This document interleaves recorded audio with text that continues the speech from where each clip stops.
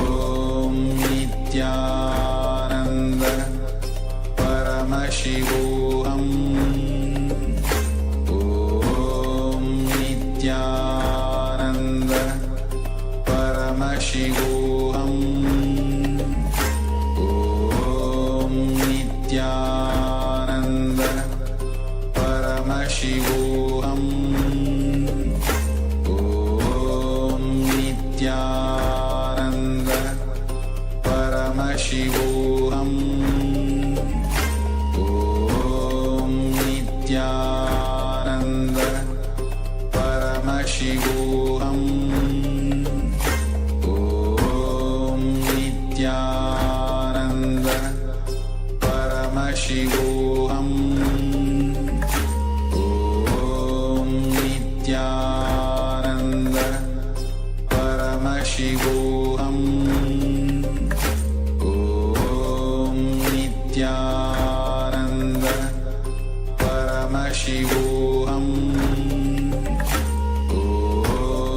Nithyananda Paramashivoham. Om Nithyananda Paramashivoham. Om Nithyananda Paramashivoham. Om Nithyananda Paramashivoham. Om Nithyananda Paramashivoham. Om Nithyananda Paramashivoham. Om Nithyananda Paramashivoham. Om Nithyananda Paramashivoham. Om Nithyananda Paramashivoham. Om Nithyananda Paramashivoham. Om Nithyananda Paramashivoham. Om Nithyananda Paramashivoham. Nithyanandam. So we saw about the power manifestation. Please relax. I hope you can now verify if the weight has changed, whether you manifested in your partner or you manifested to an object. And with that, we'll now be moving on to the next session of today, where we'll be seeing about the difference, the real richness that we have. Many times we think that the money or the outer world, outer wealth, or the wealth is only money or assets, but we forget the real wealth and richness that we have inside ourselves. So let us now watch a beautiful video by Swamiji, where Swamiji expands on richness.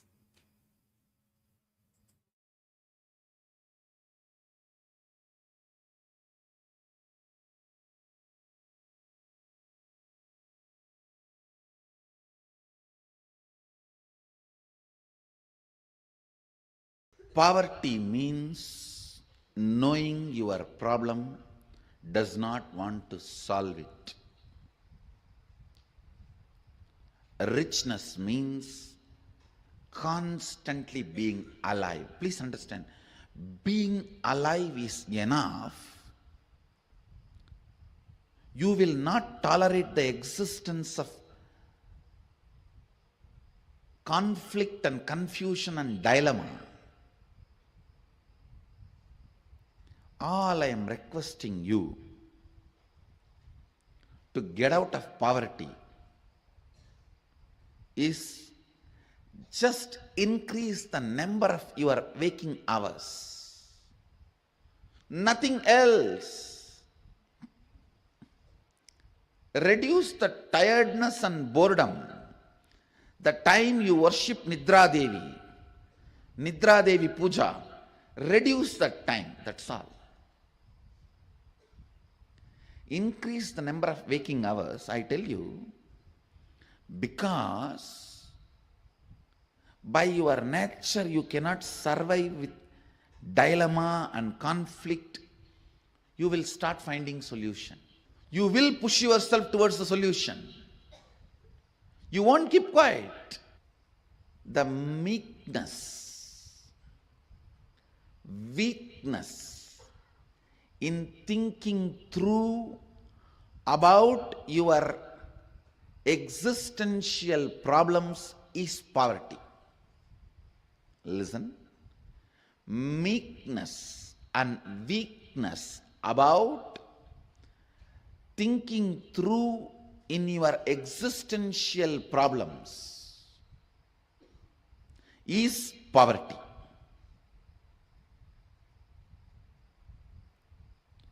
Poverty is nothing but resistance to life. Poverty is nothing but directly, indirectly cherishing and enjoying death. By killing death, only you will manifest abundance.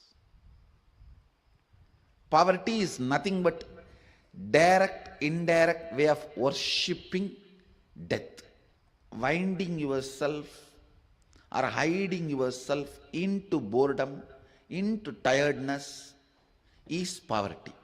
That is worshipping death. Every moment you are tired and bored, hide yourself into your bed. You go through the part-time death. Anger is part-time madness. Madness is full-time anger. Boredom is part-time death. Death is full-time boredom. Boredom is part-time death. Death is full-time boredom.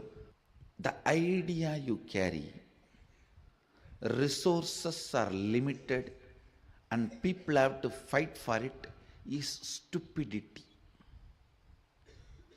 Stupidity. Understand? Resources are limited, people have to fight for it, is stupidity. Society teaches such concepts due to unconsciousness. Actually, I don't even want to complain on society because nobody calls society exists. It's all your unconsciousness put together is called society. It's an unconsciousness. Tiredness and boredom of all of you is put together is society.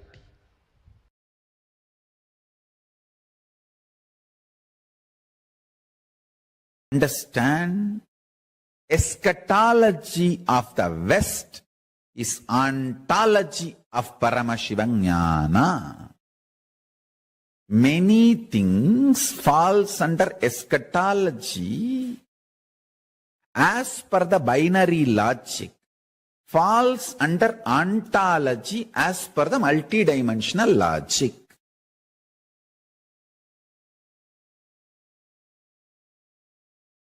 The endless resource. Understand one thing. I don't have any vested interest to teach you that you have endless resource. If I actually have a vested interest, I should tell you, you have only limited energy. I'll be supplying energy as per how much you pay. Based on that, I'll send the energy through meter. If I have vested interest, that is what I'm supposed to make you believe. But I am telling you, screaming you, you have endless resource. Inexhaustible resource. Not only that, you are Swayam Prakasa. I ask you to attend satsang so that you will not forget this truth. I will constantly remember the same truth. So you will start manifesting it. That's all. If I am planning to exploit you, I should tell, you all have the wiring. And every day I will send this much energy based on how much you pay. But I am telling you, we have endless resource.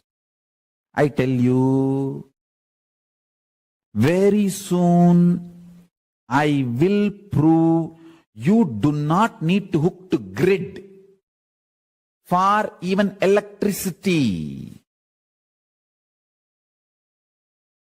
You don't even need to shit or pee to get electricity for your home. You just need to spit and you will light your whole home. Your whole home will be lit. You don't even need to spit. You just enter your house, it's lit. You don't need to be connected to grid. Endless resource is available. You just need somebody to demonstrate. Then immediately you will say, hey, if he can do it, then I can also do it. That's all. That's all. See, many times when you see somebody swimming, you get the confidence and start swimming. That's all. It takes hardly few days. Just you need to see the swimmers and you will start. That's it. Same way, only consciousness. Much of what binary logic talks to you as eschatology is actually ontology in Sanatana Hindu Dharma, in Paramashiva Jnana. Endless resource. The more and more you are convinced about endless resource, you start appreciating endless resource. You will realize there is no death and all insecurity will disappear. Understand, my whole work is liberating human beings from this idea of limited resources only available. No. Endless resource energy is available. Humanity does not need to be stuck with the idea resources are limited. Resources are unlimited. When you understand that, you will start appreciating the existence. Because the concept of richness and poverty will go through havoc. Largest earthquake. Actually, with the grace of Paramashiva, soon one day I will prove these three statements, even to the people of binary logic. Endless resource is available. It's available inside you. And you can just like that casually start manifesting and using it. The day I establish this to a binary logic people, that day there will be a huge earthquake for the concept of poverty and richness. The whole idea of poverty and richness will be shaken. Because when there is an endless resource, where is the question of poverty? And where is the question of superiority because of richness? Where is the question of rich people declaring their supremacy over the universe, over the planet Earth, over everything available? Rich people declaring supremacy is the worst racism on the planet Earth. Rich people declaring supremacy over the poor people is the worst racism on the planet Earth. It's 1,000 times ugly, worse, criminalistic than religious supremacy, color supremacy, race supremacy, gender supremacy, political supremacy, any other supremacy.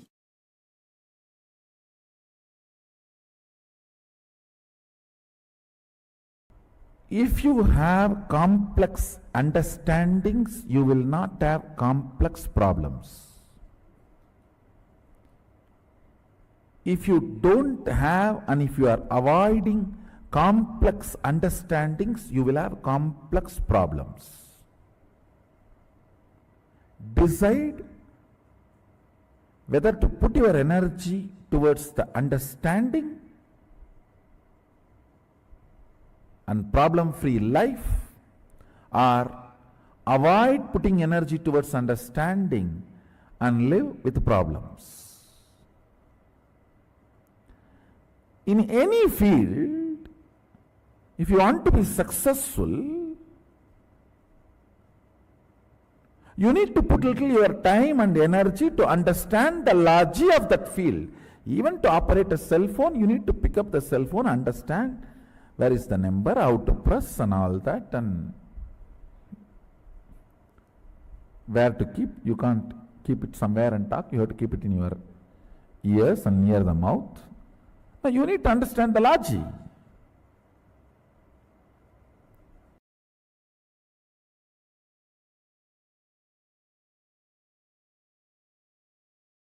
Ultimate Paramashiva is not only rich, he is generous. Understand?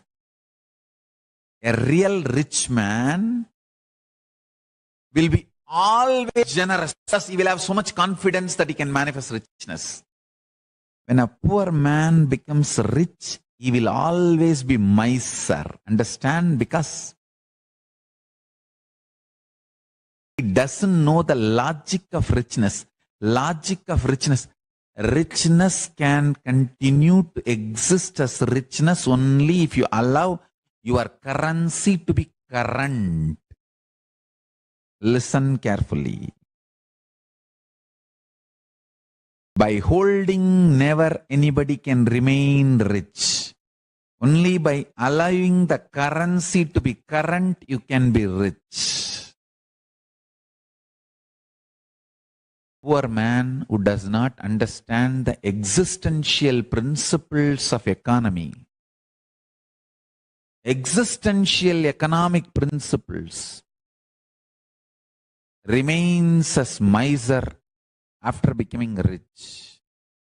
A real rich man understands it is generosity keeps the richness alive as rich, not being miser.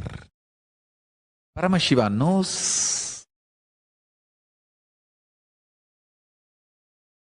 and he is the source of this existential principles about economy, existential economic principles.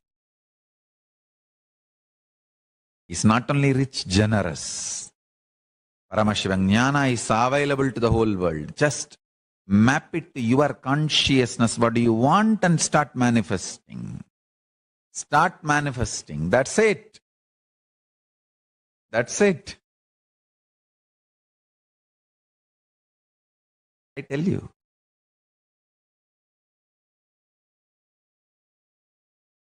Miser man can never live or maintain his richness.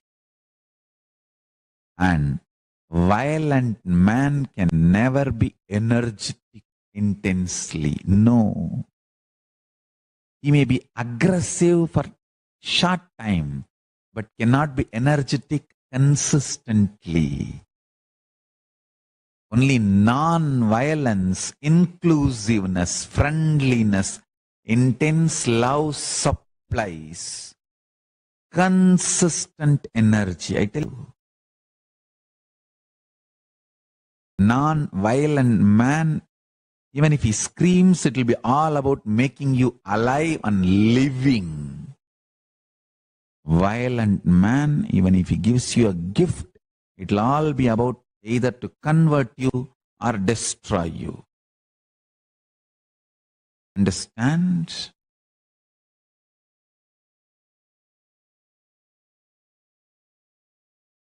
Non-violence may sometimes make you aggressive, but will never supply constant energy. Listen carefully.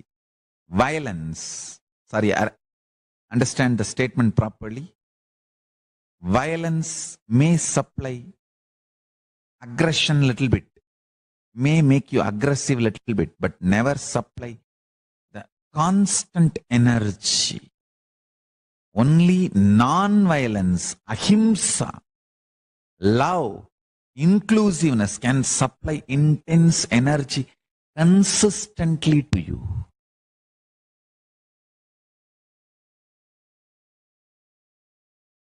Stop being a cheap, poor backgrounded rich man. See, when a poor person becomes a rich person, he lives the fantasy of poor person's rich person. He takes revenge on the society by dumping himself.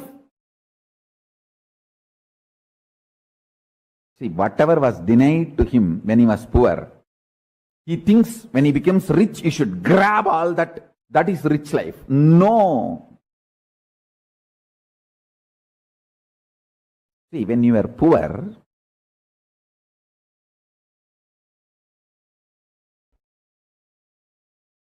the quality food was denied to you is wrong. So add quality food. A good food which brings strength to your body. But junk food was denied to you is a blessing. Don't try to dump your body with junk food. The poor man's fantasy of rich man, even if you live the poor man's fantasy of rich man, you are a rich man according to poor man, not the real rich man. Real rich man knows what is needed for him.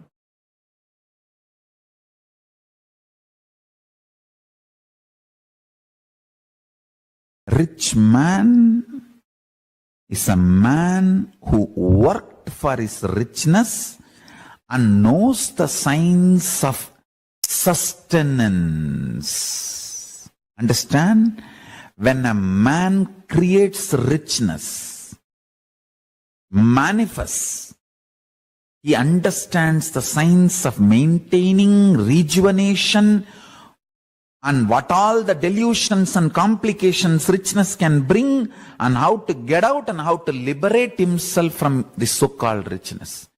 A man who can play all 5 games with richness is rich man. Not who owns richness or who is imprisoned by his richness.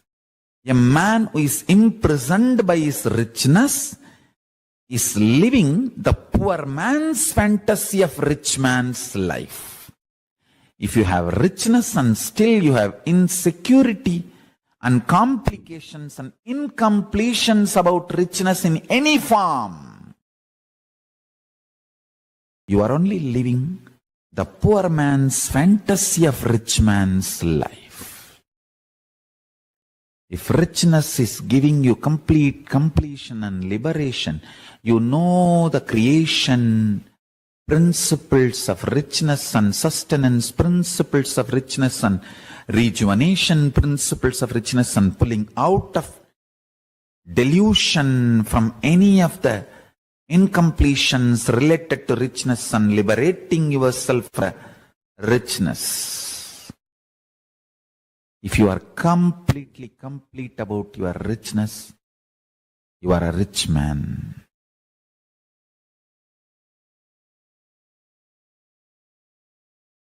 We have wasted too much time. Wars for land and wars for mind and wars for man-made wealth idea. What is wars? Silly conversation between two empowered politicians is war. Understand, silly conversation between politicians who are empowered becomes war. The very fundamental idea, all structures should have supported us to have next breakthrough.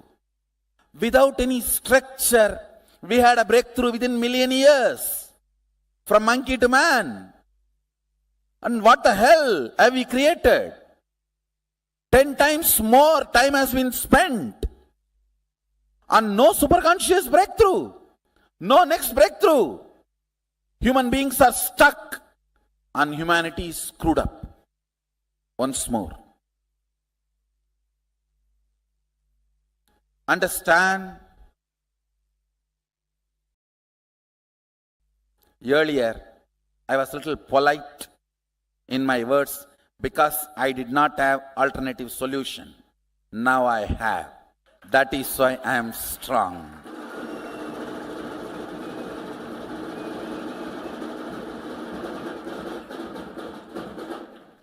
Really, I am telling you, planet Earth is enough comfortably for 10 billion human beings. Scarcity is artificially generated idea. Understand whether the idea called countries, borders, when an individual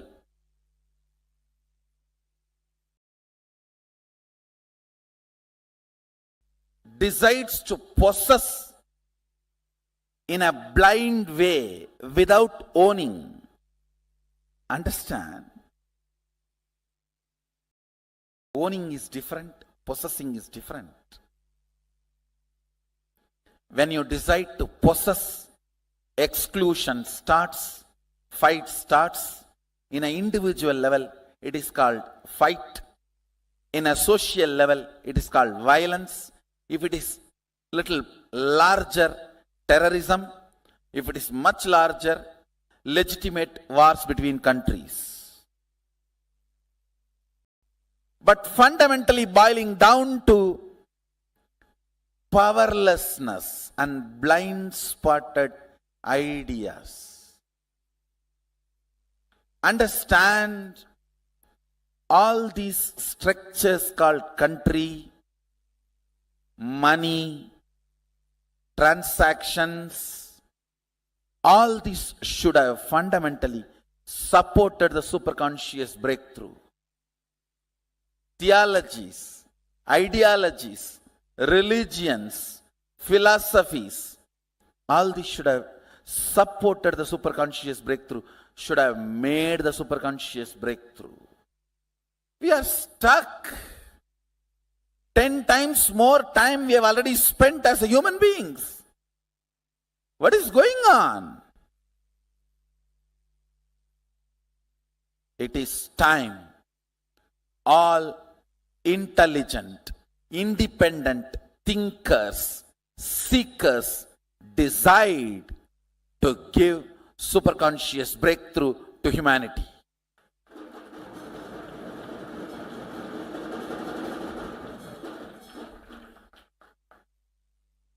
These man-made ideas, money, man-made ideas of land, man-made ideas of possession, man-made ideas of theologies, man-made ideas of philosophies, all religious wars are silly conversations for mind. All political wars are silly conversations for the land. Yes, multiple groups, multiple people, multiple ideologies, multiple color flags went up, came down. We are same fools. Why don't we understand? The whole concept of pharmaceutical industries have become like IT companies. Create viruses, then find solution. to sell solution generating viruses. Where are we heading? And now, unfortunately, the pharmaceutical industries and food industries are joining hands, collaborating. You create disease, I'll create medicine. Where are we heading? It is time all individual seekers, thinkers, let's have and give superconscious breakthrough to humanity.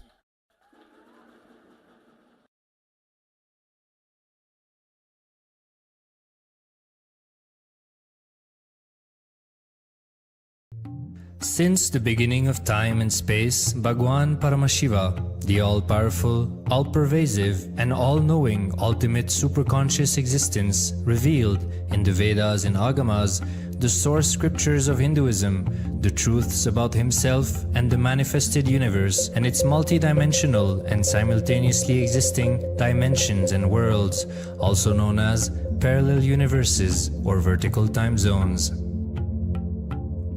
त्रुट्यानि प्रत्ययस्यार्थ कालो माया समुद्भवः. The Kala Tattva, which gives rise to the knowledge of various time zones and parallel universes such as Truti and others, is originated by Ananteshwara from the impure Maya. Bhagwan Paramashiva mentions that as we experience the various higher states of consciousness, we simultaneously experience the various time zones associated with them. We get transported to the parallel universes and experience the other dimensions of our own existence, of our own personality. Listen, Subarloka is all about stable bliss, absolute health and stable bliss.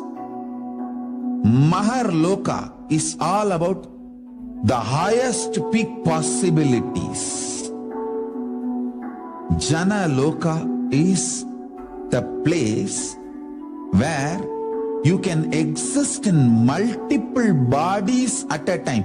You experience oneness as the super reality. Tapaloka is that last struggle you go through. Sometimes you know you are Paramashiva, sometimes you just slip off, but again you say, I am Paramashiva. That space is the Tapoloka, an absolute surrender. Whether I am remembering, I am manifesting Paramashivatva, or I am deluded, I surrender both to Paramashiva.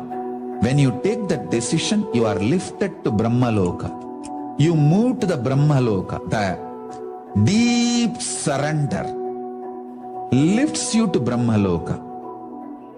Then from there you move to Parandama, Vaikunta, and Kailasa, then Mahakailasa itself. The key to unlock these parallel universes is hidden in the spine of the human body. Human beings, only human beings on this planet Earth are empowered, hardwired, capable of migrating to parallel universe. Understand? Your spine is not only hardwired, capable of fuel, charged to lift you off to different parallel universes.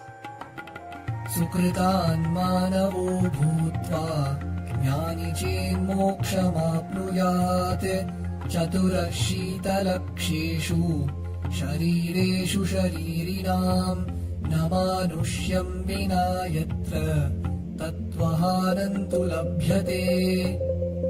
Of the 8.4 million bodily forms, the human body is the most important, for it is this form in which one gets knowledge of the essence. This knowledge of essence cannot be attained in any other form other than human. the possibility you have need to be told to you. Understand? Even though animals have spine, because the majority of the time they spend horizontally, the spine is not capable of getting fuel with a subtle fuel called ojas. The ojas need to be filled in your spine, and the kundalini need to be ignited for you to reach parallel universe and different vertical time zone spaces. When our state of consciousness is raised, we start experiencing these higher lokas, allowing the various possibilities and powers available in these universes to start expressing in our own human body. Shivoham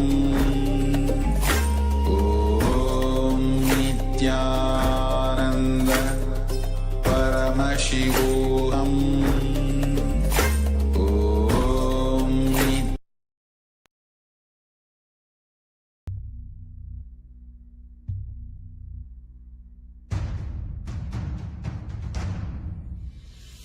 Sit as Paramashiva. Inhale and exhale deeply with 25 heads and 75 eyes and 50 hands. Visualize, meditate, connect with him. He is a living, alive being. Drop your form into his form and dissolve. Remember, you are a Sarupya Mukta, means your form is dissolved into his form. All my disciples, now I am initiating Salokya Mukti, Samipya Mukti, Sarupya Mukti, Sayujya Mukti. Om Nithyananda Paramashivoham. Om Nithyananda Paramashivoham. Om Nithyananda Paramashivoham. Om Nithyananda Paramashivoham.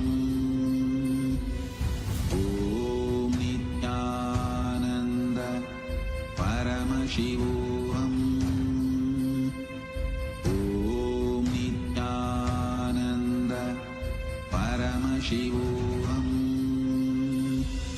Om Nithyananda Paramashivoham. Om Nithyananda Paramashivoham. Om Nithyananda Paramashivoham.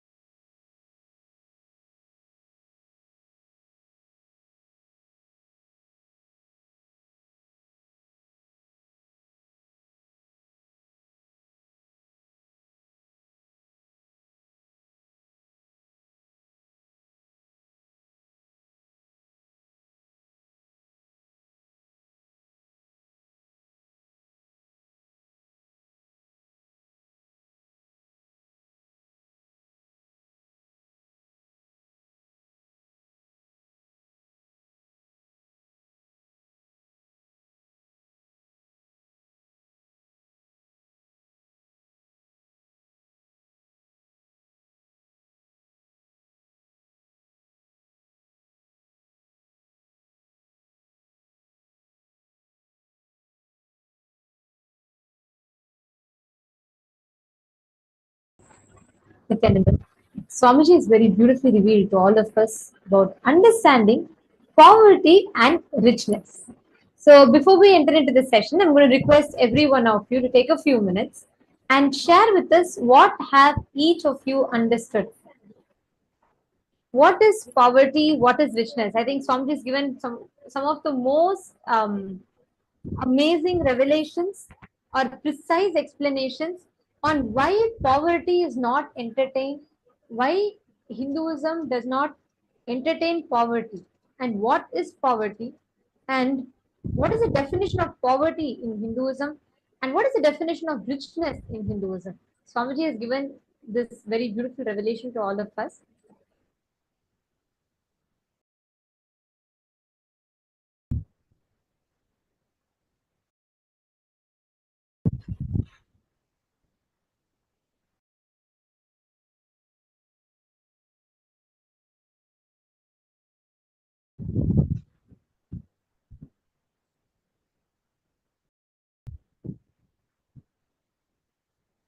So I request every one of you to take a few minutes and share with us. What did each of you understand as poverty? What did each of you understand as richness? The way we look at life, right? Many times it is so filled with our very limited ideas. Like for example, from young age, we all would have built different cognitions about okay, what is life, what is richness. Richness is status, richness is power, money is power, and so on. Correct? Now, these cognitions sits inside of us and that declares your identity. Unfortunately, the bank balance, the number of zeros in your bank balance, the electronic zeros in your bank balance starts defining your confidence.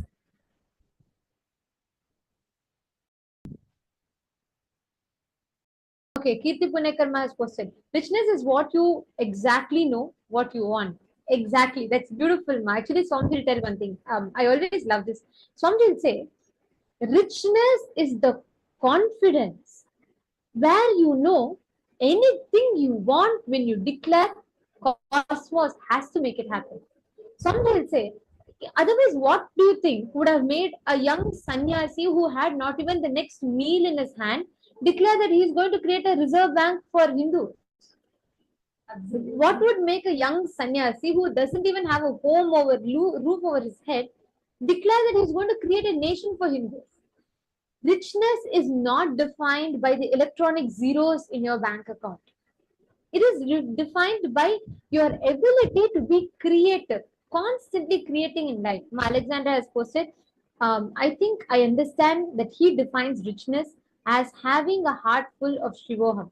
Thus, poverty would be one who lacks this understanding. Very beautifully put. And Ma Ankita has also posted. Okay, so have you defined, is that what you're explaining as poverty, Ma?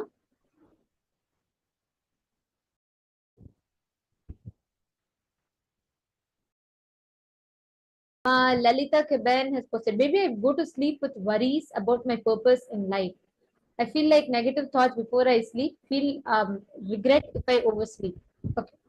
Actually, all of you should know, there are few scenarios where your biomemory opens up, which means anything you think at that point in time, it is like your biomemory is directly open and it directly enters into your system. Like I'll give you a rough analogy. When people get heart attack, right? The medicine is not orally, like it's not taken inside. The first thing they do is they take and they put the medicine right under the tongue, right below the tongue. They just keep the medicine there because it is at that point that the medicine directly, the glands directly absorb it and take it to the heart. Okay, just to give a rough analogy, something similar like that. Whenever you are hungry, angry, sleepy, or lusty, these 4 times, when you are in those emotions, your biomemory opens up. So, whatever you do when you are in that kind of a mood, it will directly enter into your biomemory. That is why people say you should never make decisions when you're hungry. Why? Because when you're hungry, whatever cognitions, whatever actions you take, It is going to enter into your biomemory, and many times we are not very aware. When we are hungry, are you aware? No. When we are angry, we just go and do something, we are not aware. So in these four situations, you start losing your awareness. But actually, it is in these four situations, you directly, your biomemory opens up to receive. Ma Virupaksha, I have attended to your request now. It's fixed. So you'll not have that inconvenience. Okay? So each of you, see, the problem here is many of us become so okay with our poverty. Do you know? Hinduism does not entertain poverty. Hinduism does not accept poverty. You may be wondering, what? Isn't that unfair? Listen very carefully. You will see thousands of sannyasis roaming in the walking outside the temple, sitting with no food for the next meal. But they're not poor people because they have the excitement to create the reality. Absolutely. Actually, just to add to what Nithyananda was sharing, Swamiji explains this so powerfully. We all always give that um, divine sacredness to poverty, right? You feel that being poor means it is like you're so sacred and you're such a good person because you are poor. No.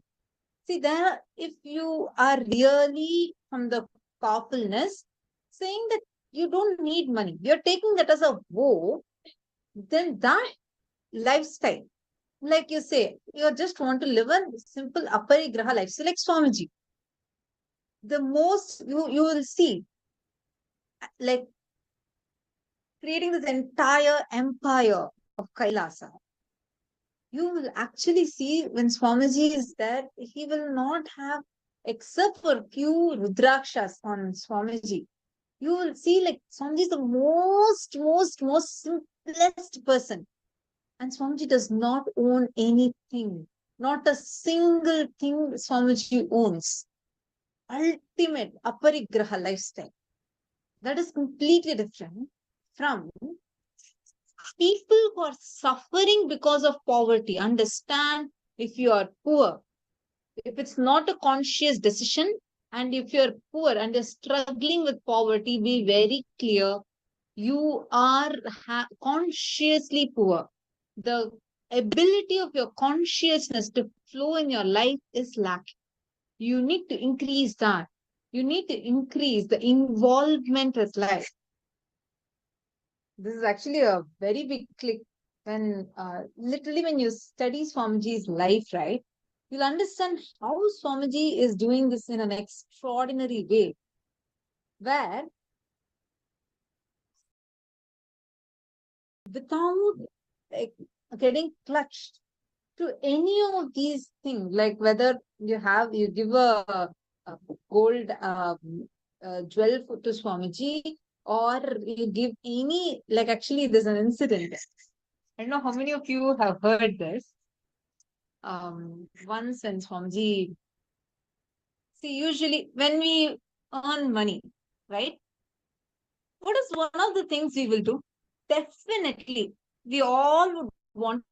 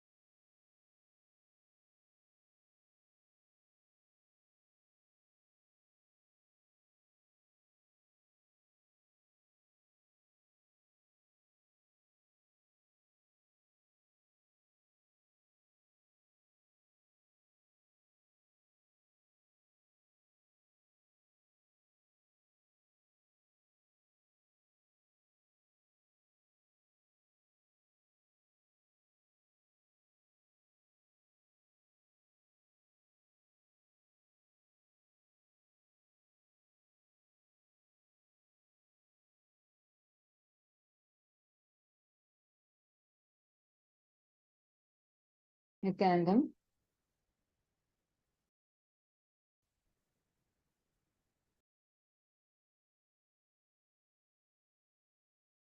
Sorry if I'm audible to all of you. If you in the chat, if you're able to hear me.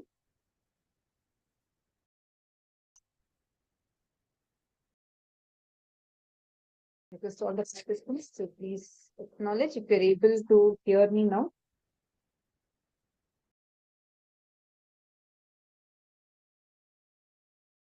Great. Sorry for the technical glitch. Okay, so I was asking, now when we save up, let's say you got some big breakthrough in your career, you're saving up, wouldn't, and like you really want, your brand is getting built now, you're getting a lot of followers. One of the things that we all tend to do is what? Buy a car, am I right? It's like a normal thing. We just buy a car and we have car as a statement piece. Like you make a statement to the society saying, this is my status by what car that you own. Am I right? Yes. Like that. So this is like a normal thing.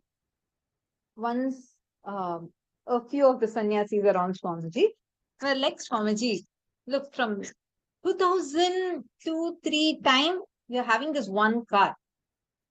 And it's been like 10 plus years now. I think it's time that Swamiji buys a car, like a different car. Swamiji was like, no, there is no need of that. Let's, just like, don't even have such ideas. There's no necessity for it.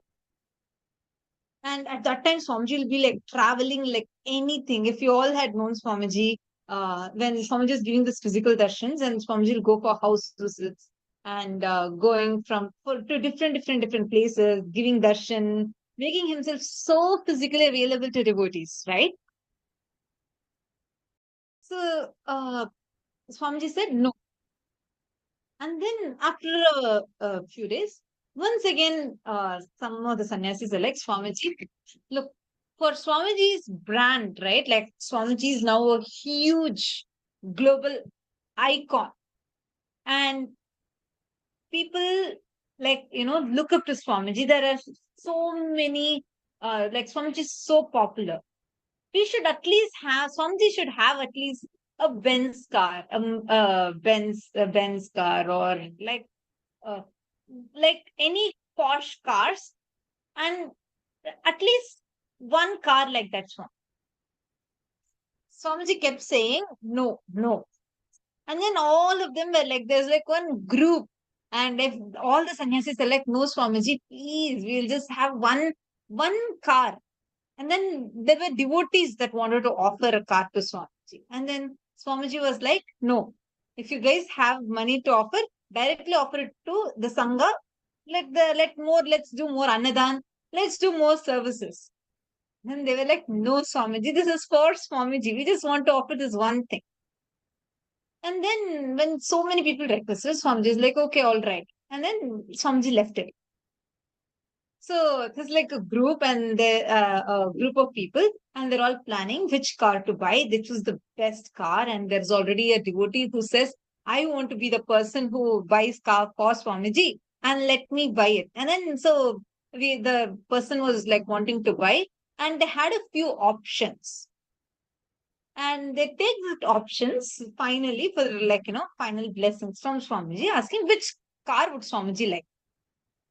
That's it. And Swamiji was like, suddenly, very seriously, Swamiji said, no, don't even bring this topic to me again. You were shocked.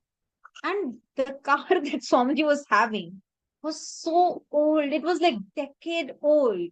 And it was like, it kept breaking down. It was not working. Many times, every time Swamiji will just go heal that car and make the car work.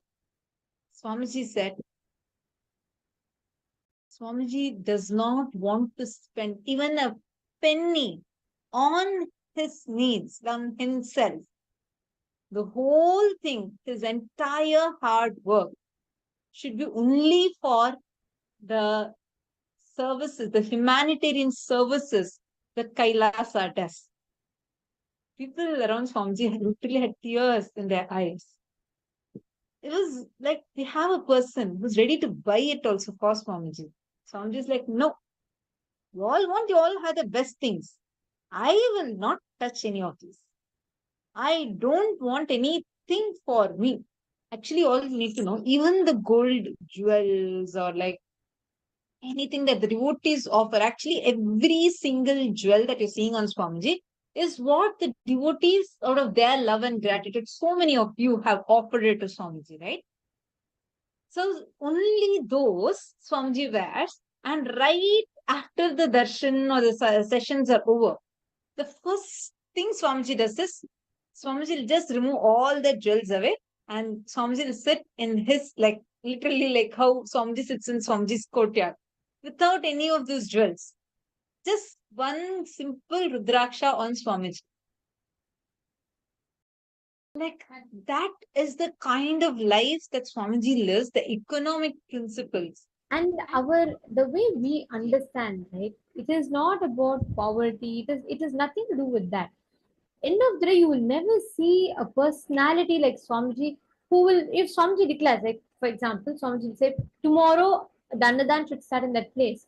By the next 24 hours, actually everything will manifest and the Annadan would have started. With Swamiji, life is just miraculous. That is what it is all about. Whether it is richness or poverty, it is completely based on the cognitions that you carry inside of you. Swamiji tells beautifully that planet Earth has enough resources to comfortably provide for 10 billion human beings.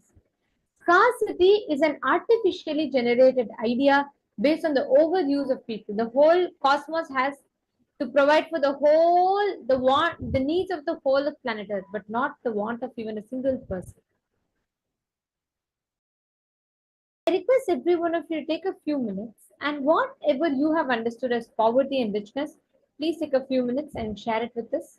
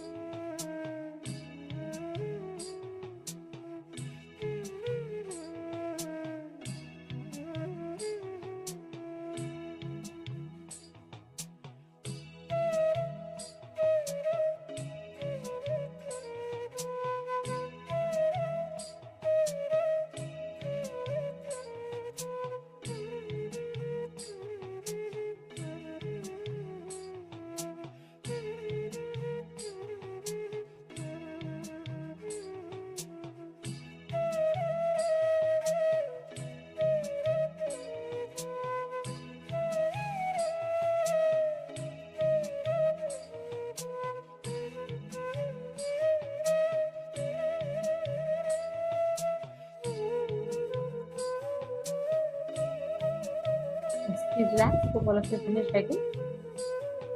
Now, with this understanding, every single incident is written down, right? Look back in your life.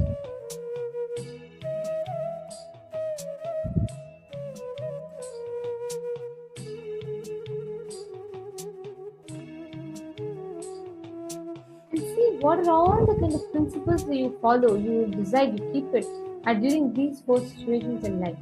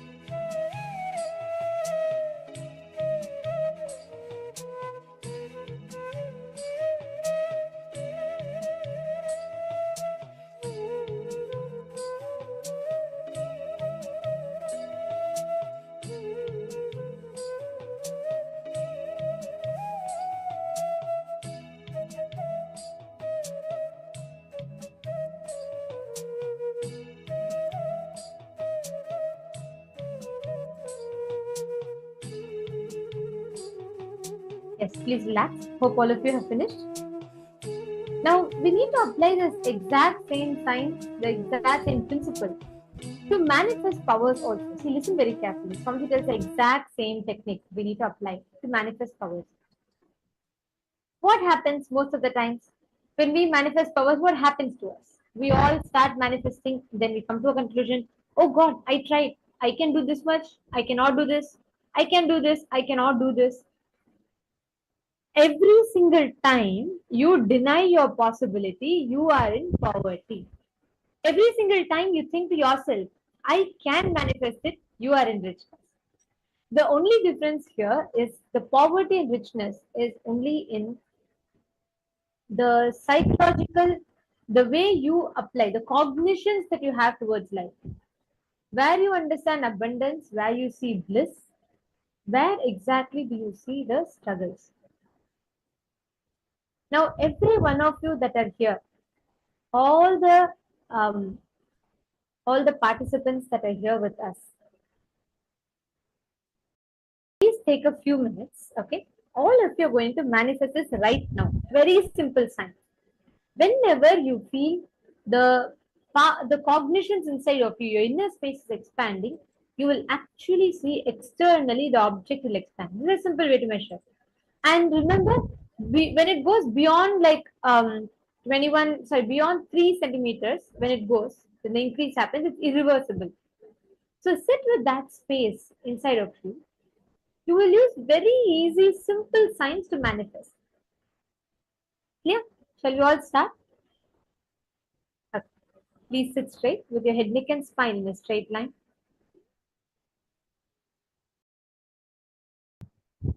Chant the Mahavakya. Pick up any object of your choice. It could be a coin, it could be a ring, it could be anything you want. It could even be the person next to you. So each of you can pair up, but do it like a game. Okay, you're not going to do it very seriously. You're not going to sit and try and all that. Just be comfortable. Do it like a game. Okay. Here in this cover, what you're going to do is you're going to be increasing the height of object. Even your own height is fine. Sit with that cognition that your consciousness, your whole inner space will expand. Actually, I'll tell you a very simple technique. Sit and visualize you're expanding.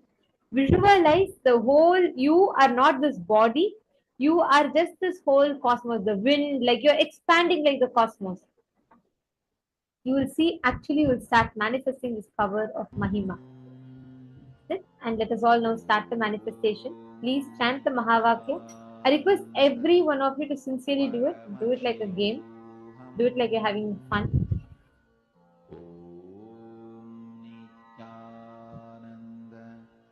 Paramashivoham.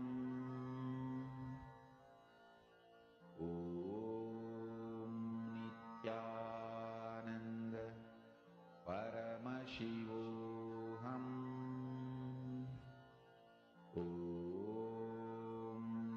Nithyananda. Paramashivoham.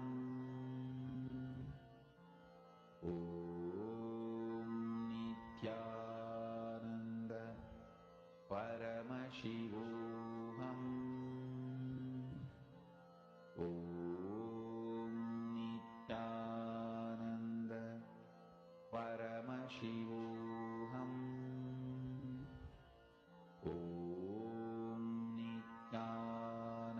Nithyananda. Paramashivoham.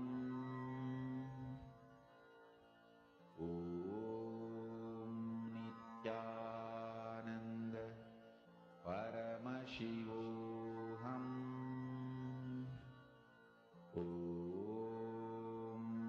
Nithyananda. Paramashivoham.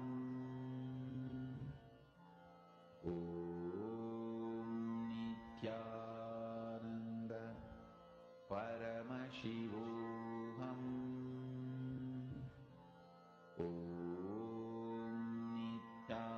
Nithyananda. Paramashivoham. Nithyananda. Paramashivoham.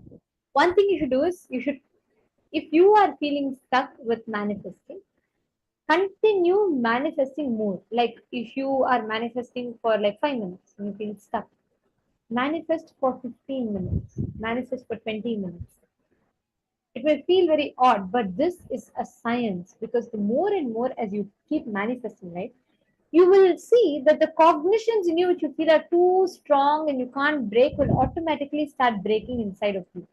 And they'll just melt, because when you constantly give yourself the experience, the power that the patterns have over you will completely become redundant. You're all understanding? Okay. Now we're going to be entering into a very important session next. Today we're all learning about how you can harness the power of being able to attract abundance. Now we're going to be entering into a very interesting session next. We're going to be understanding about what is the logic of richness. If you want to be rich, what logic do you need to have? Let us listen to the revelation.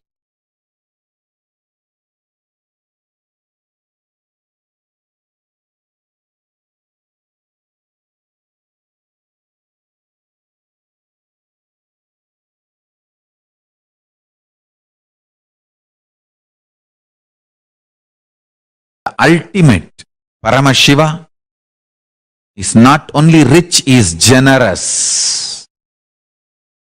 Understand?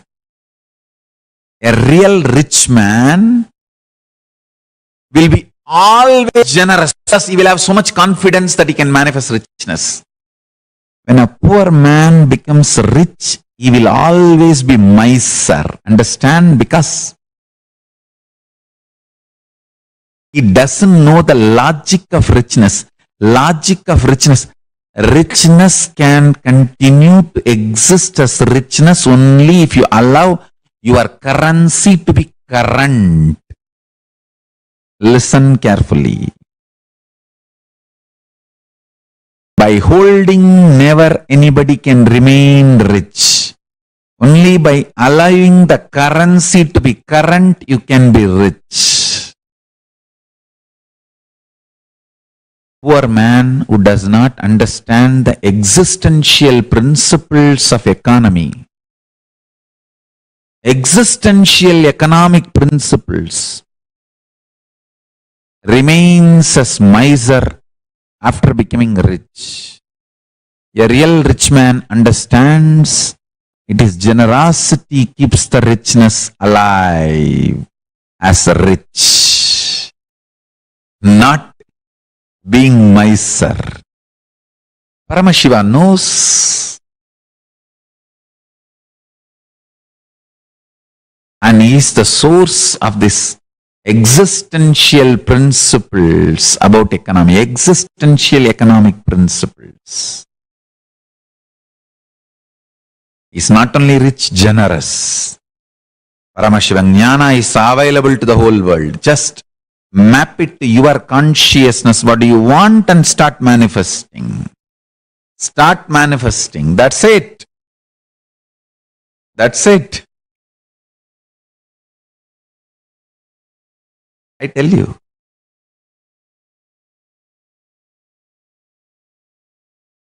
Miser man can never live or maintain his richness.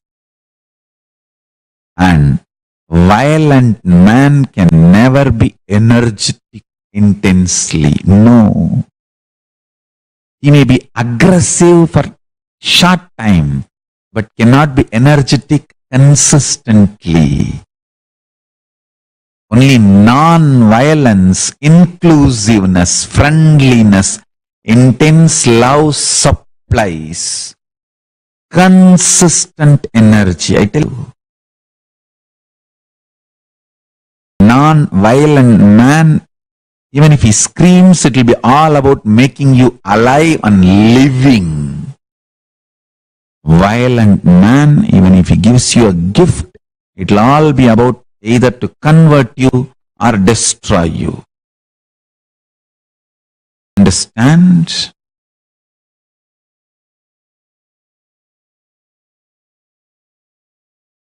Non-violence may sometime make you aggressive, but will never supply constant energy.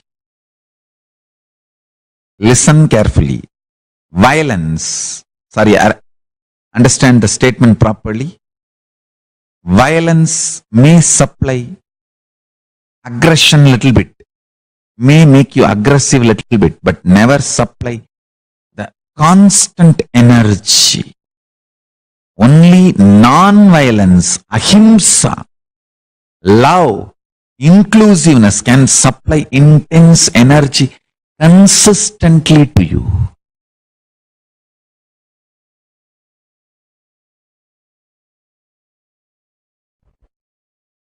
Keep your body always hungry. Stop being a cheap, poor backgrounded rich man. See, when a poor person becomes a rich person, he lives the fantasy of poor person's rich person. He takes revenge on the society by dumping himself. See, whatever was denied to him when he was poor, he thinks when he becomes rich, he should grab all that. That is rich life. No. See, when you are poor,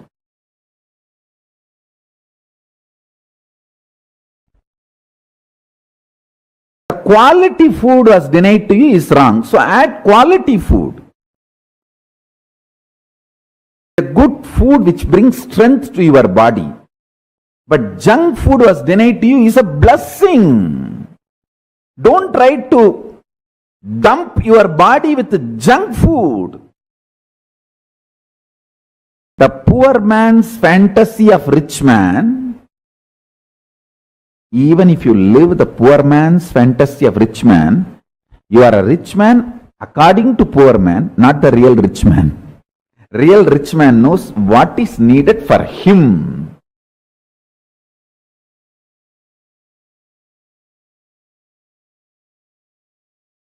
Rich man is a man who worked for his richness and knows the signs of sustenance.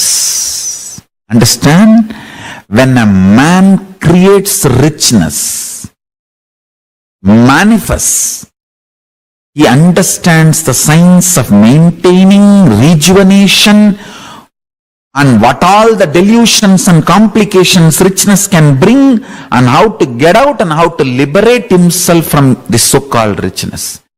A man who can play all 5 games with richness is rich man.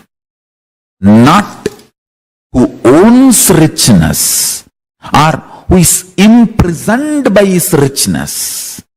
A man who is imprisoned by his richness is living the poor man's fantasy of rich man's life. If you have richness and still you have insecurity and complications and incompletions about richness in any form, you are only living the poor man's fantasy of rich man's life.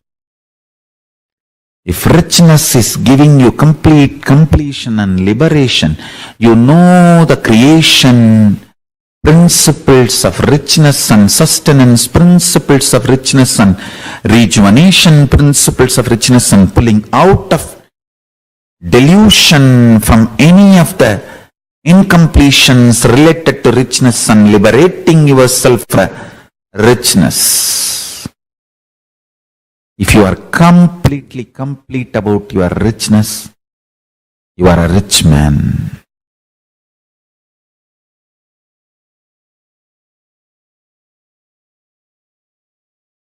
Inner space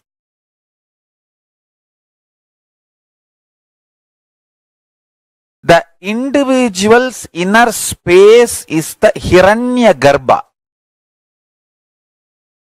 So all this is my responsibility. That's all. My richness is my inner space, which goes on surrendering itself in oneness with Paramashiva and downloads the Paramashiva Jnana and Paramashiva Vijnana and manifests it.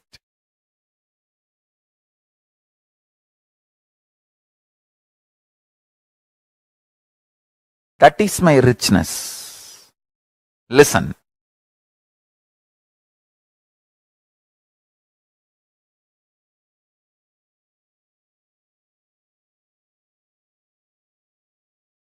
Listen.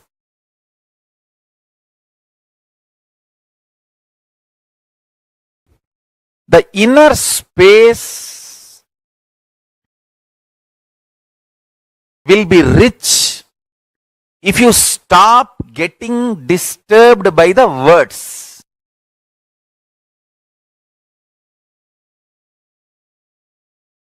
Rich being is a person who gets inspired only by the truth. Highest truth does not get shaken by any rumors, scandals, words, actions and reactions of that words.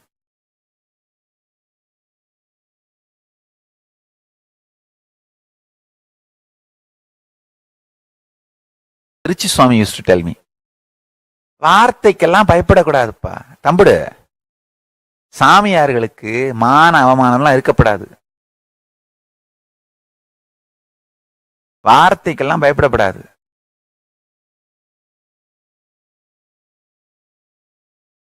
Understand?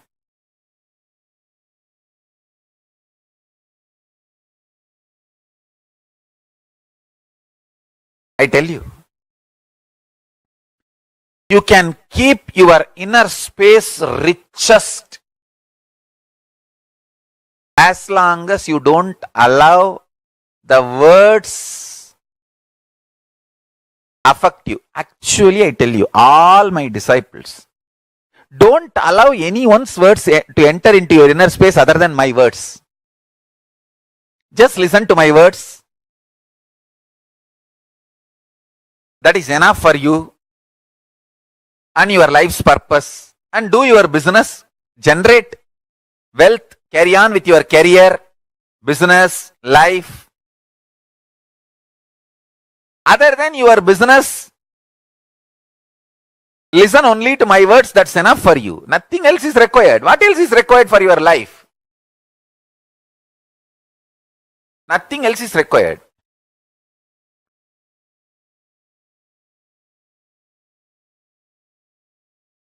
Do your business and come back to satsang. Enjoy satsang.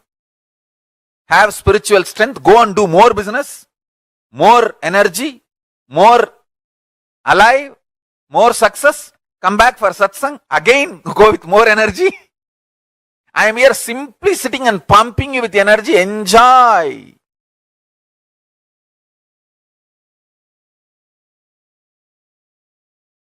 Biggest wealth is time. What is biggest wealth? Time. Whatever you want to achieve in the planet Earth, whether you want to have $1 trillion, zillion dollar, or the political power, or anything, end of the day, time is the biggest wealth through which you can master, achieve anything you want. Time is available only if you are a Hindu.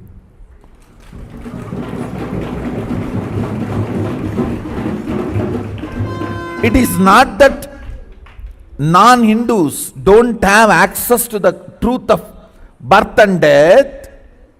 Unfortunately, because they are not prepared consciously, they do not even cognize the door. See, after death, you will go through this whole different planes.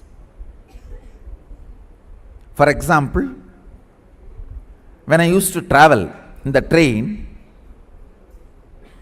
in those days there was no Google map, so I'll keep the map, ordinary map, and see from where to where I am going, what rivers are coming, what temples are coming. So I'll keep myself awake to catch the glimpse of the temple tower or that river. Same way, after death, your soul will go through the journey of different planes to decide what to do. Only if you know through the zones and planes you are going to go through, you will keep yourself awake and alive. If you don't even know through which road, which way you are going to go, you will fall asleep. If you don't know multiple births and possibility exists, after death when you are taken for a tour, when your consciousness goes for experiencing to choose, when the tour is given, you will just freeze in depression,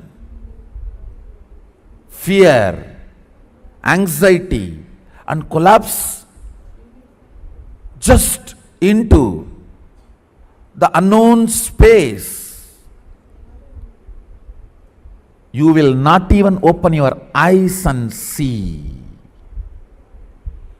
You will not even open your eyes and see. Listen. Being educated, taught about the 11 dimensions of universe, 25 states of consciousness, even intellectually, when you are having few minutes with yourself, either when you are cleaning your teeth after food, or lying in the bed and not feeling like sleeping, or just loitering around, or you are taking shower.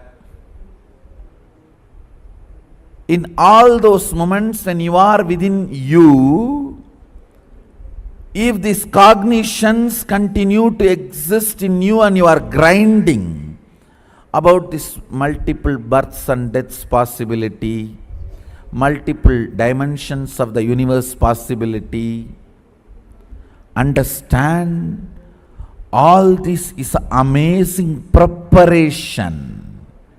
When those doors open, you know how to cognize the door, and you know what is the principle, rules and regulations you need to play if you enter into the door.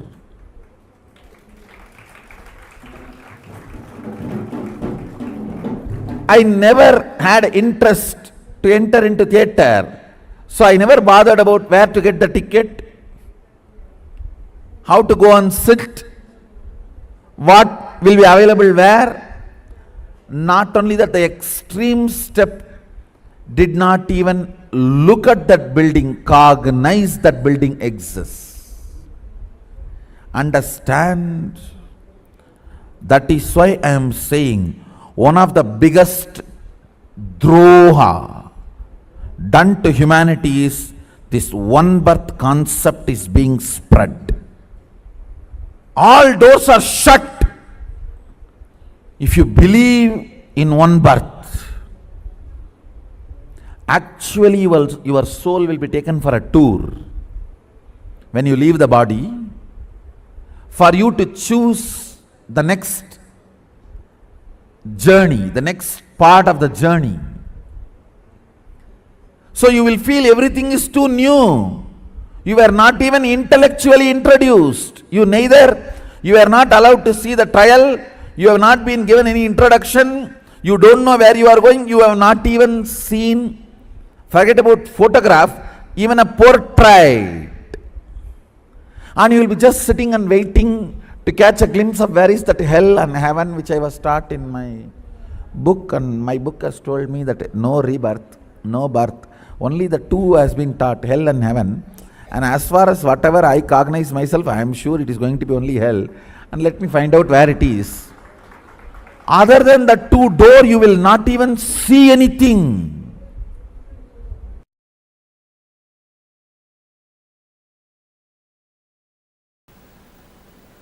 Who is wealthy? Who is rich? I am defining. Please listen.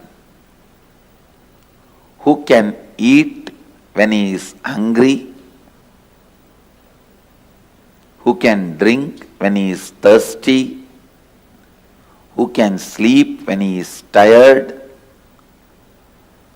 who is alive and active when he wakes up. Please understand. Who can eat when he is hungry?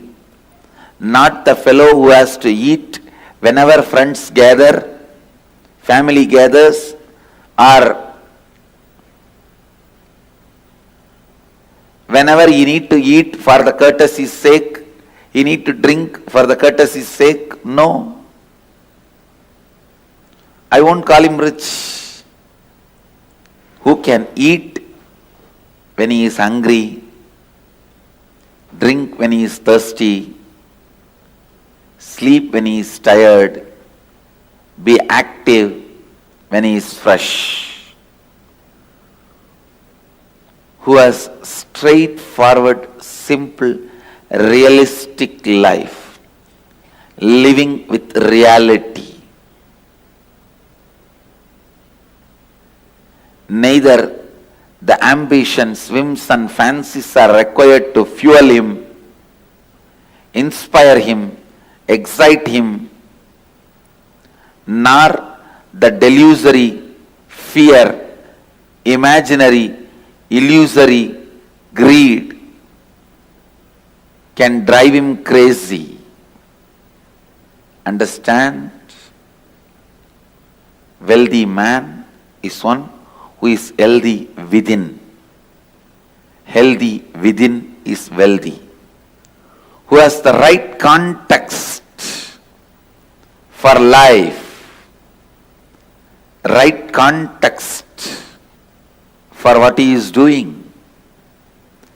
Anybody who feels he is completed whatever he wants to do, he is complete within himself. He is fulfilled within himself. Feels he is living long. Person who feels incomplete always feels death comes much earlier. Death has come untimely. Please understand, there is no such thing as untimely. Death can never come in untime. He comes in time. He doesn't know something called untime. He always comes in time. When you have the context of being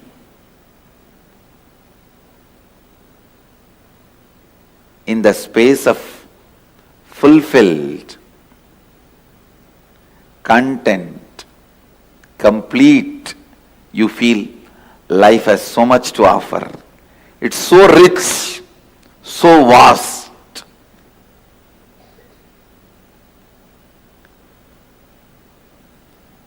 The person who feels life has so much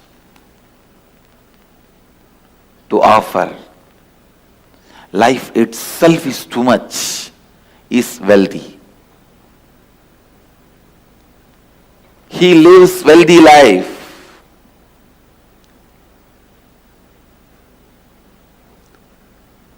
Once you feel complete, you will feel like overflowing with life,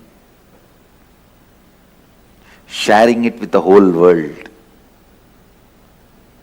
Actually, enriching happens only after thoroughly you feel complete. You support others. You enrich others. You enrich everyone's life only when you feel fulfilled, completely complete.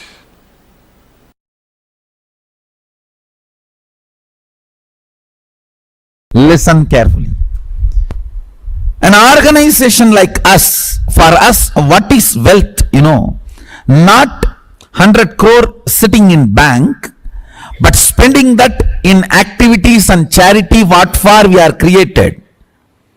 And making again the money flow into it and continuously spending and making it flow, making this circle happening is the wealth of an organization, not the 100 crores sitting in the bank. Understand? If I think the 100 crores sitting in the bank is a wealth, bank will be wealthy, not me.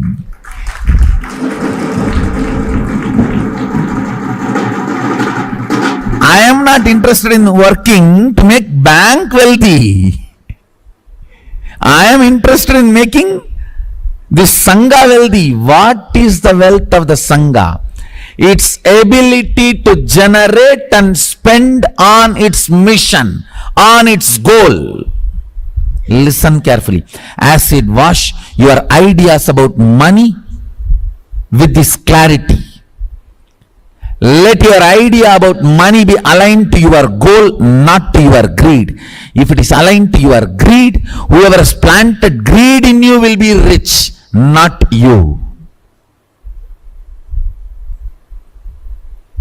If I was carrying the greed for money, who plants the greed for money in our head? Banks and reserve banks ultimately.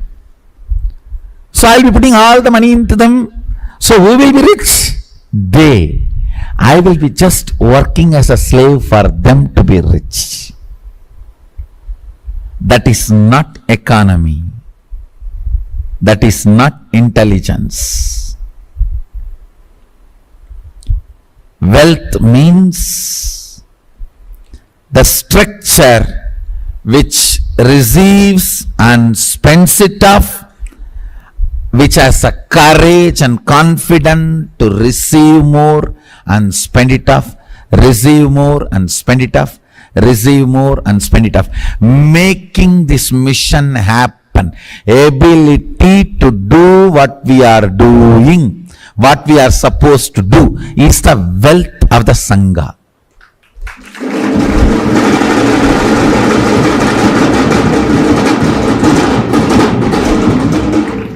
Not the currency sitting in the bank.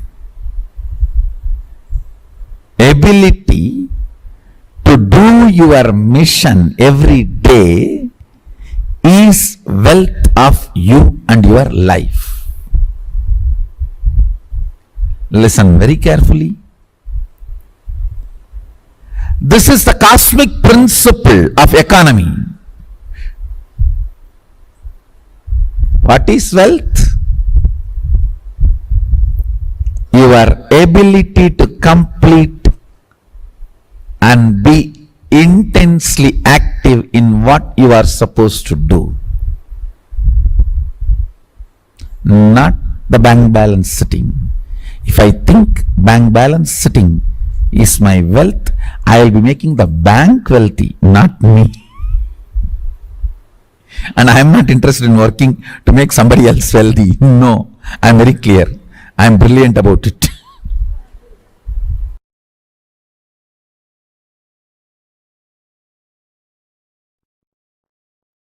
I'll tell you one small powerful cognition.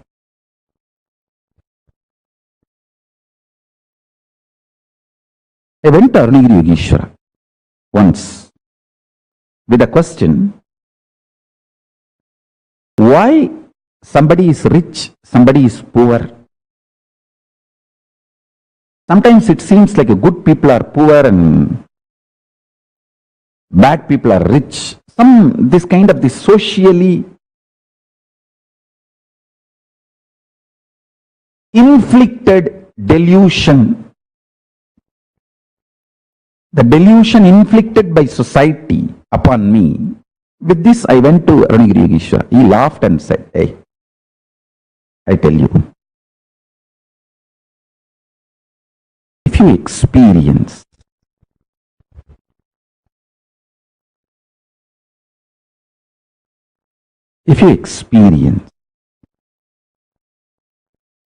this whole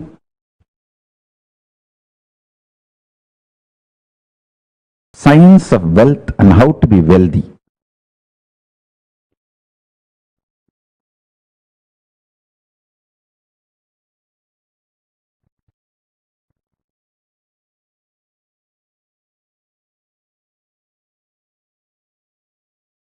all the society's ideas about wealth, deluded ideas about wealth, everything will disappear in you. I'll give you simple, straight teaching. I said, that's great. Please tell me, what should I do? He gave me one word. Don't own anything. Anything which is declared as yours by society, anyone, even if they like it, just give it to them. Listen carefully. I lived this, even now live it. I am boldly declaring. Nothing, don't own anything. Is this exactly he said, don't own anything. If society declares something is yours and which is around you, anyone, even if they like that, give it to them. I tell you, this one teaching has kept me wealthy forever, even now. Anything I need to do, I just need to plan. Wealth flows. Sometimes I even feel overflows. If I have to make a nation, I just have to plan and present it to Paramashiva. Simply wealth flows. If I have to make a reserve bank, I simply have to plan and take it to Paramashiva. Simply wealth flows. Anything, sometimes I don't even know to plan. I ask Paramashiva, Mahadeva, how to plan? The plan also flows. I tell you, just this one teaching, you may think how as a Grihasthas, as householders, we can practice this teaching. Maybe I'll give you more details and clarities.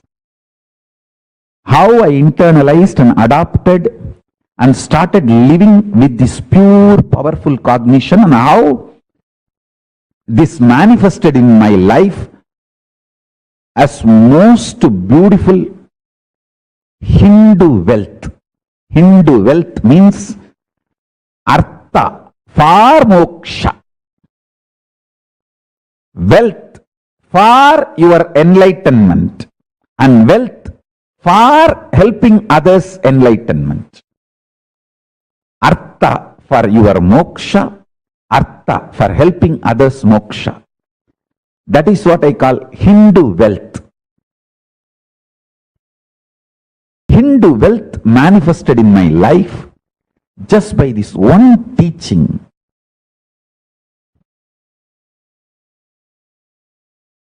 Of my Guru, Arunagiri Yogeshwara.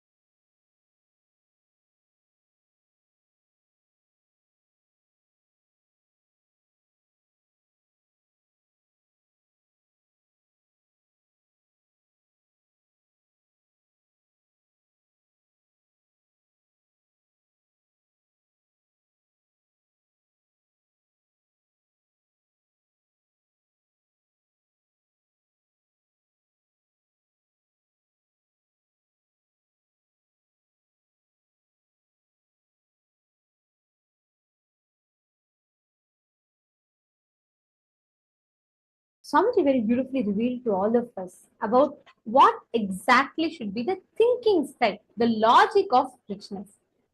The logic of richness, what logic does richness have? Swamiji has very beautifully explained, defined to all of us what is the logic of richness. What will make someone rich? What should be the thinking current, the thinking style for someone to become rich? The ultimate Paramashiva is not only rich, he is generous. Swamiji tells, a real rich man will be always generous because he has so much confidence that he can manifest the richness. Hoarding can never make rich anyone wealthy. Wealth, the wealthy, you can't manifest the wealth by hoarding. Swami is given this ultimate secret for us. Whenever you try hoarding wealth, you try possessing wealth, you try making it yours, richness does not happen by that.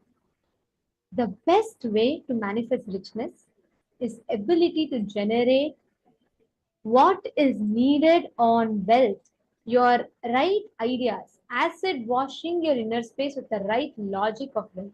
I'll give you all an example. There's a very beautiful story from Adi Shankaracharya's life. So there is multiple stories like this. Just one story where one day Adi Shankaracharya, as a young boy, he goes to he goes begging. He takes sannyas, and so he lives on alms. So he goes and he's begging house by house by house, and he is, after all, if you see at that point in time, he has not a single penny. He only has his kaupina, only loin cloth, nothing else he has. A young boy, and he only knows to recite the mantras, and he's just there's nothing else with him. He takes the begging bowl and he's going around begging. It's really hungry, and he goes and knocks the door of one poor woman's house. And the poor woman comes out. She herself, the house is like a hut. There's nothing, and she herself doesn't seem to have anything. And Adi Shankaracharya goes and says, "Bhavati bhiksham dehi dehi." He says, "Mother, give me bhiksha." Hindu tradition is a very beautiful tradition. Even if a beggar goes and asks a poor person bhiksha, that poor person will give whatever they have. So this lady could not refuse. It's a young child, it's a monk, and the young boy, 9 years old barely. And to see him at the doorstep, and this was Adi Shankaracharya, incarnation of Paramashiva himself. So immediately the lady is not able to refuse. She goes round and round searching in her house. All the boxes are empty. Finally, she says, "So I don't have anything." And Adi Shankaracharya says, "Whatever you have, you give me, mother." Then she looks at one small empty box which has one dried gooseberry in it. And she says, "Look, I have no morsel of food. I myself have not eaten. But I can't refuse to not give you anything. This is the only thing I have. The only thing I'm able to give it to you at this point in time. So please take." She gives a dried gooseberry, amla, the Indian gooseberry, to Adi Shankaracharya. Adi Shankaracharya, in turn, the moment he receives gooseberry, he starts singing the Kanakadhara Sotram. He commands the cosmos, he commands Devi Lakshmi through his song. He tells, "Flow, wherever people want you, Devi, you flow, you manifest for them." Then Adi Shankaracharya goes on to sing. He says that Lakshmi, you are the source of the wealth. You are responsible for keeping the currency current. You flow. The moment Adi Shankaracharya sings it, from the sky, there's a shower of golden gooseberries. That same woman earned so much wealth. Understand, this is the logic of richness. The logic of richness is not about, "Oh, let me strategize, let me see how much I can do, how much I can earn, what amount I can manifest, what amount I cannot, what I can do, what I cannot." No, life can never happen like that. The logic of richness is not about how much you can do, your capabilities, your qualifications, nothing. The logic of richness is very, very simple. Wherever you are stuck in life, wherever you do not know, you're not able to move somewhere, there is some incompletion, your ability to apply the powerful cognitions to make yourself excited about life. That is richness. Richness is not the zeros in your bank balance. When Swamiji will give a very beautiful analogy that when Gautama Buddha, he used to go and beg. He will go in front of kings and he will beg. The king will look like, the kings used to look like beggars and he used to look like the king, even though he used to receive. Because he used to take away all their karmas. The kings all used to pray to Gautama Buddha. See, logic of richness is this. Whenever, whatever the situation might be, whenever you are stuck in life, apply again and again and again this one powerful cognition in life. How you can manifest what you can do is by not your ability to be rich is not your qualification, is not your capability. It has nothing to do with your ability or the money. It is only simple truth. Just manifesting your ability to keep your excitement alive, your ability to generate, give to the society so that society contributes back to you so that you can continue contributing to the society is the secret of wealth, the secret of abundance. You are understanding? Any questions so far? Can I request all of you to post how you took your understanding?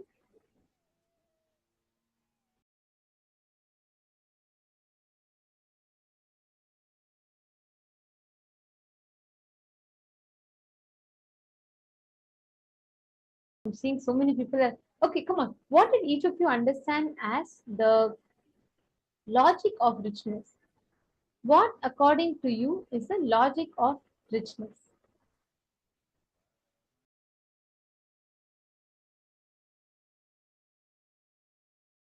See, all the kind of patterns, the incompletions that you have, again and again come back to this space.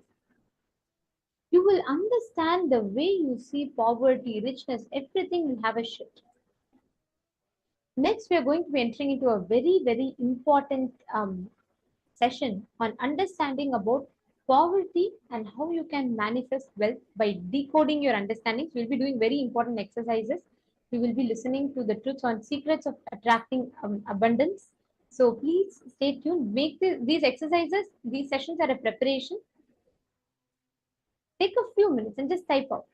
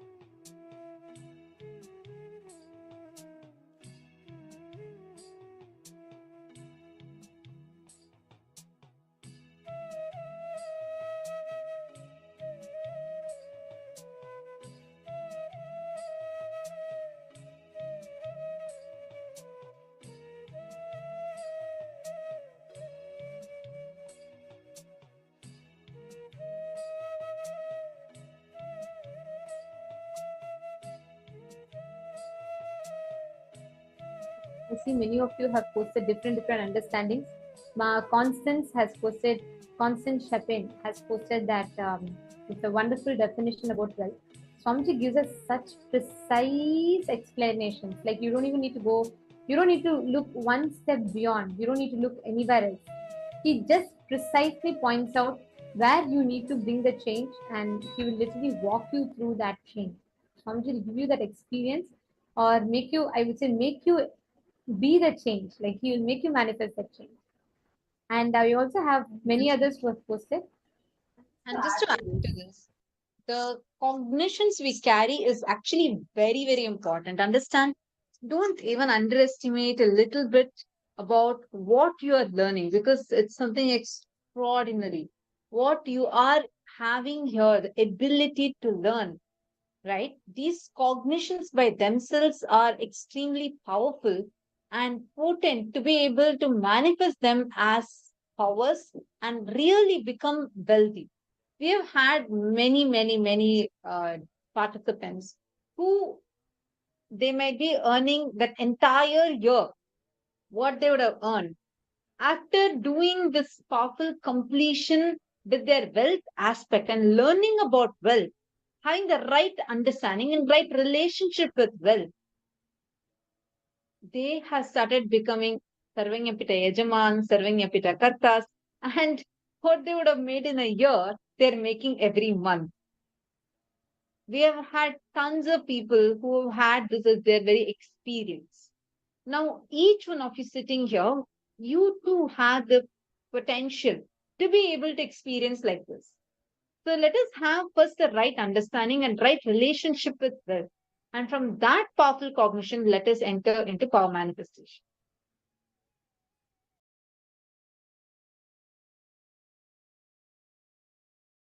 Now, I'm also seeing some of a few more of you have posted what you understood, what are the powerful cognitions you click with. I'm seeing Ma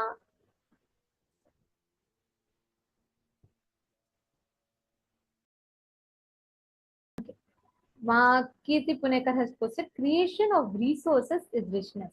Beautiful. Ma Nithya Paramashiva Priya has posted logic of richness is the space of flowing with wealth, keeping current whatever I have, give it more, is coming in zero poverty then. Beautiful. Actually, Ma, if you notice, all the people, everyone who is actually manifesting abundance, right? They will always manifest this giving. Only keeping the currency current will make you rich. You can never become rich by hoarding. So people, whoever is hoarding, it is a law of life. If people hoard wealth, they will never be able to become wealthy. The ability to go on generating wealth, something is a simple formula. You contribute to the society so that society contributes back to you so that you can continue contributing to the society is the structure of how wealth manifests. This is the simple formula. If you are applying this formula in your life, weekly you will manifest wealth. Simple formula. You contribute to the society so that society contributes back to you so that you can continue contributing back to the society is wealth. With this definition, if you revisit all the decisions you made in life, if your life decisions that you have made are all contributing based, you will start manifesting that breakthrough in life. Okay? Now sit with this decision. When you sit and manifest powers, you will see you will actually start manifesting that breakthrough very easily. We will be manifesting the power. Now we have with us Manitya Virajananda who is going to be guiding us. I request every one of you to sit and manifest intensely so that this cognition becomes your experience. Let us start.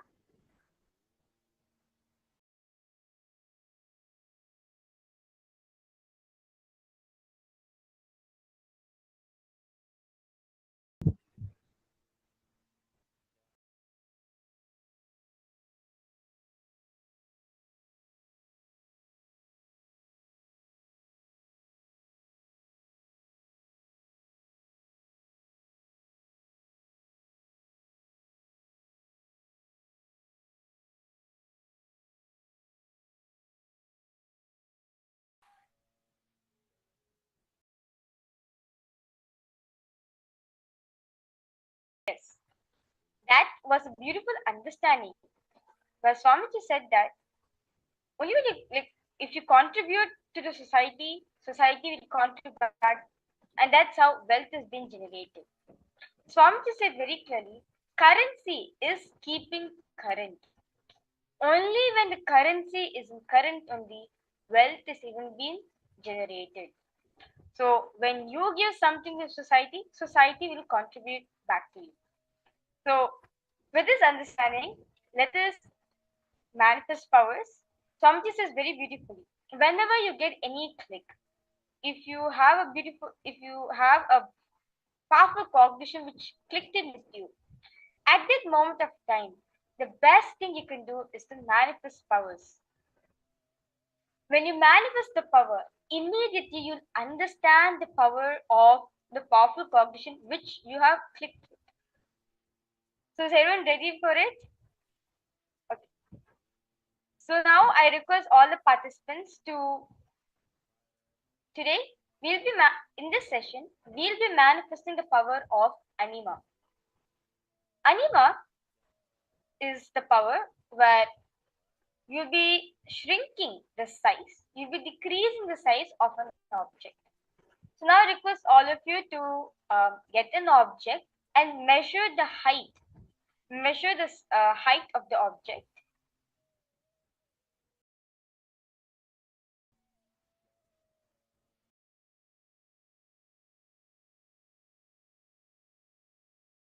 Yes, Margarita, Constance, Maglishi. Okay, have you all got your object?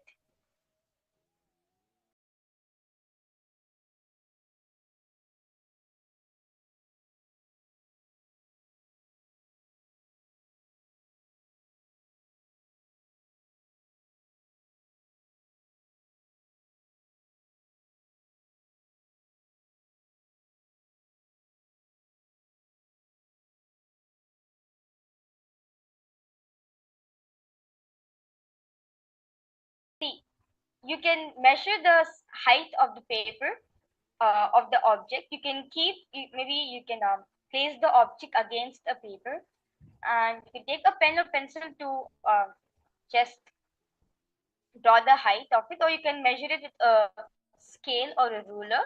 Be easy for you to verify if it's in inches or in centimeters.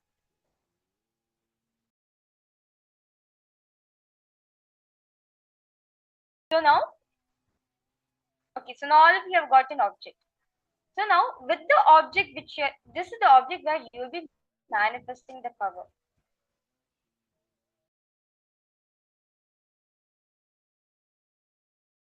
So now I request all of you to take a picture of with the height of the measurement of the object which you're going to manifest the power.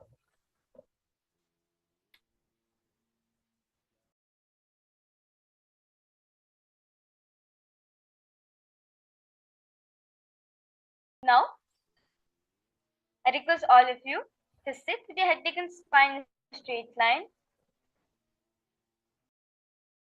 and visualize Swamiji through your third eye. Connect to Swamiji in your third eye.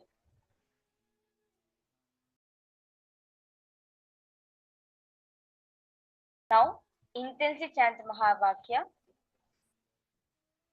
Om Nithyananda Paramashivoham.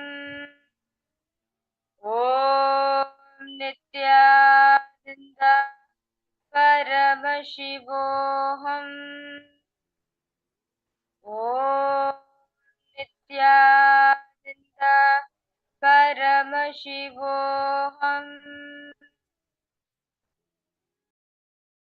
Now, with the same space of oneness, command the object to increase, command the object to decrease its size. You will see that the object will actually listen to you.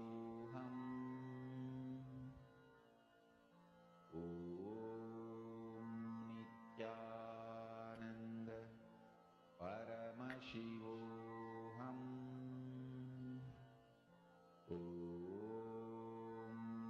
Nithyananda Paramashivoham.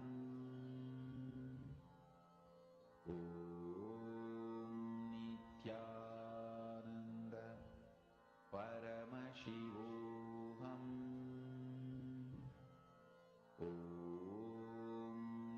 Nithyananda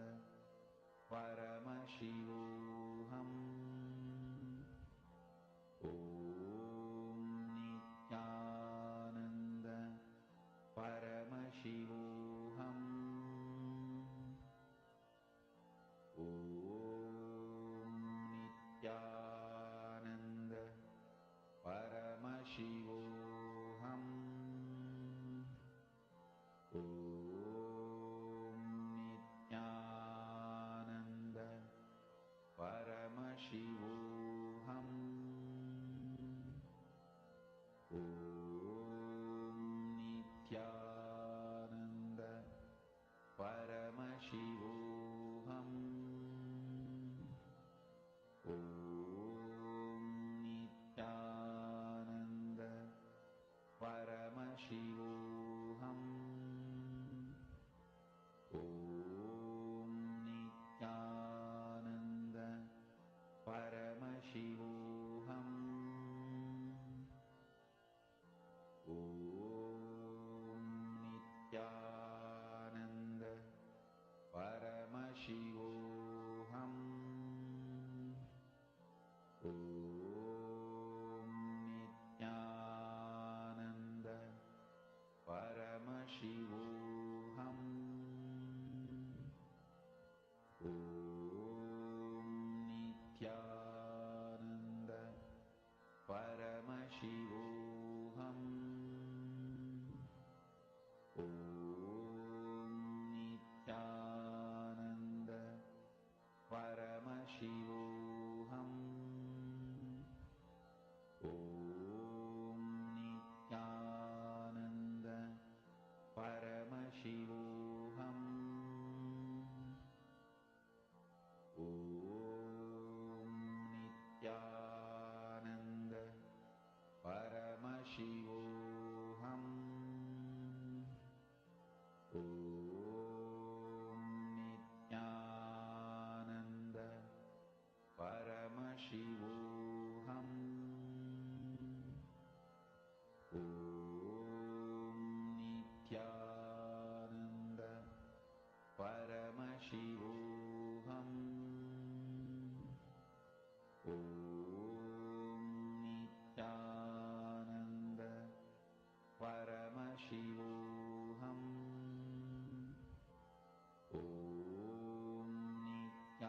Nithyananda Paramashivoham. Om Nithyananda Paramashivoham. Om Nithyananda Paramashivoham. Om Nithyananda Paramashivoham. Om Nithyananda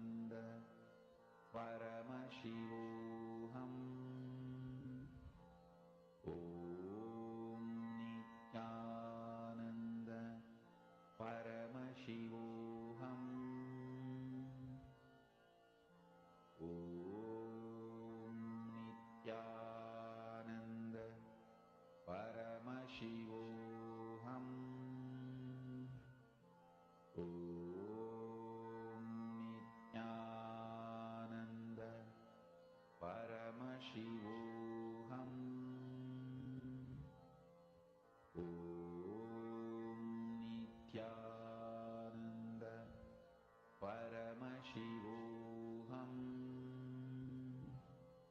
Om Nithyananda Paramashivoham.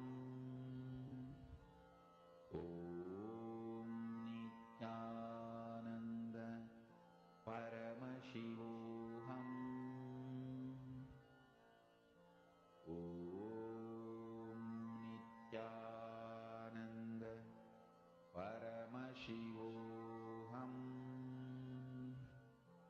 Om Nithyananda Paramashivoham. Mahamahavagya, spiritual lullaby for samadhi, and Suprabhatam, wake up call, wake up song for a spiritual lullaby for you to fall into samadhi. Suprabhatam, wake up song for Paramashiva to wake up in you. Just remember this one powerful cognition. This Mahamahavagya puts me in samadhi. This is spiritual lullaby for samadhi, and Suprabhatam, wake up song for Paramashiva in me. For Paramashiva to manifest. With this one spiritual powerful cognition, chant this Mahamahavagya.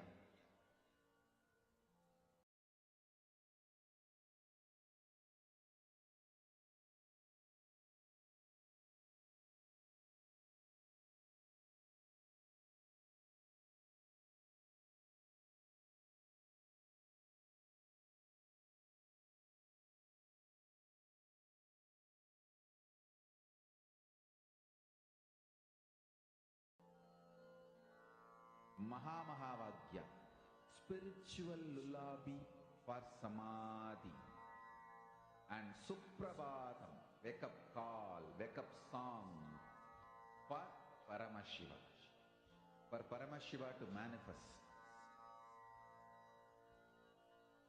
With this one spiritual powerful cognition, chant this Mahamahavagya. Om Nithyananda Paramashivoham. Om Nithyananda Paramashivoham. Om Nithyananda Paramashivoham. Om Nithyananda Paramashivoham. Om Nithyananda Paramashivoham. Om Nithyananda Paramashivoham.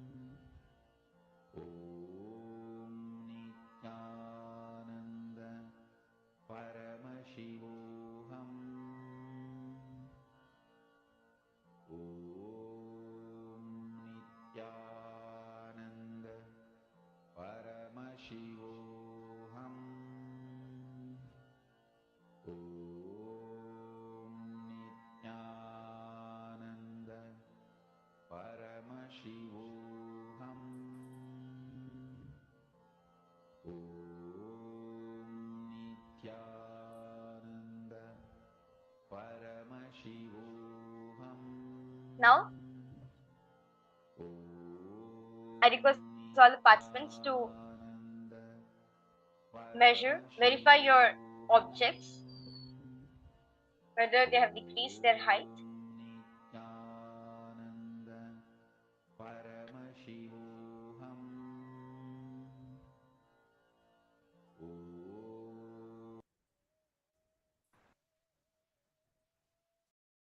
I request all of you to measure your objects and see whether the manifestation has happened or zero or no.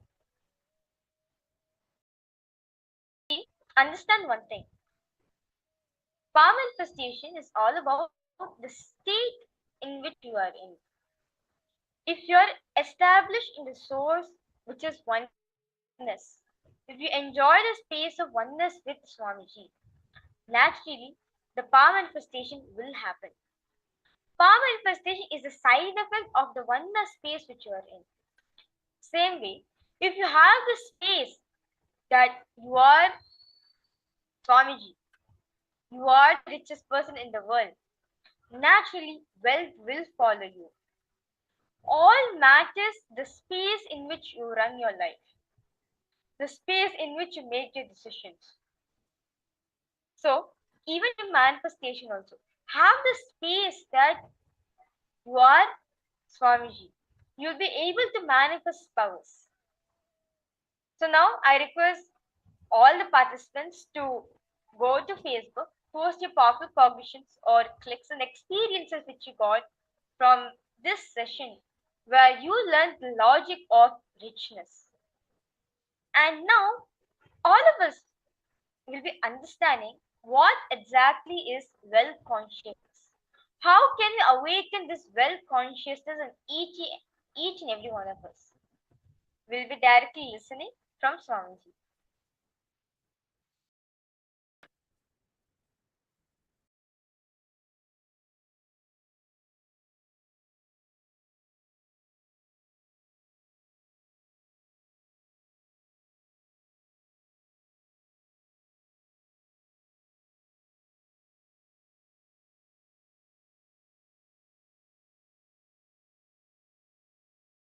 Awakening wealth consciousness. Let me describe fundamentally what is wealth as per the reality. Understand?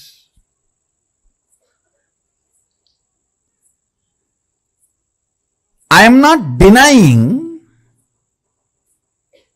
the crude form of the wealth currency as some meaning. No, I am not denying.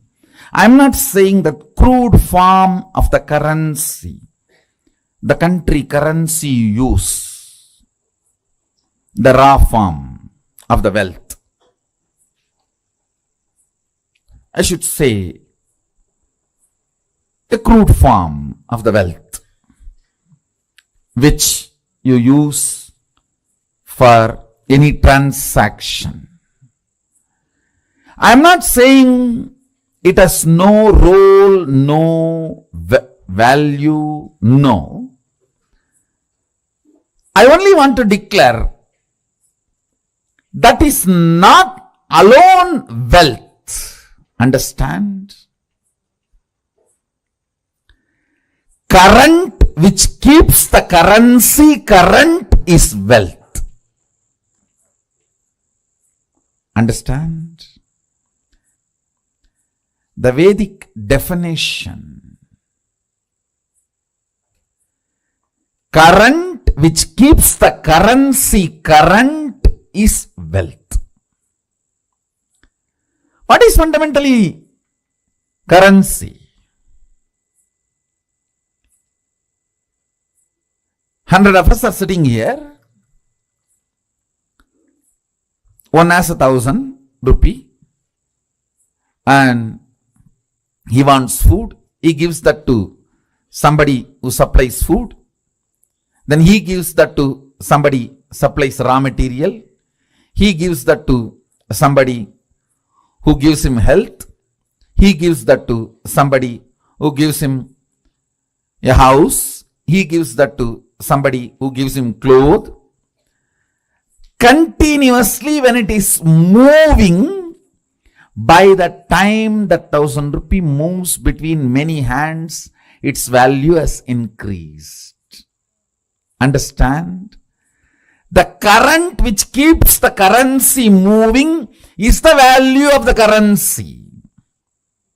We may ask, why some countries' currency has high value, why some countries' currency has no value or low value. It is our ability to keep our currency moving. The current which moves the currency keeps the value for currency. If you have too many reasons to use that currency, which you can buy only through that currency, that keeps the value. That current keeps the value of that currency.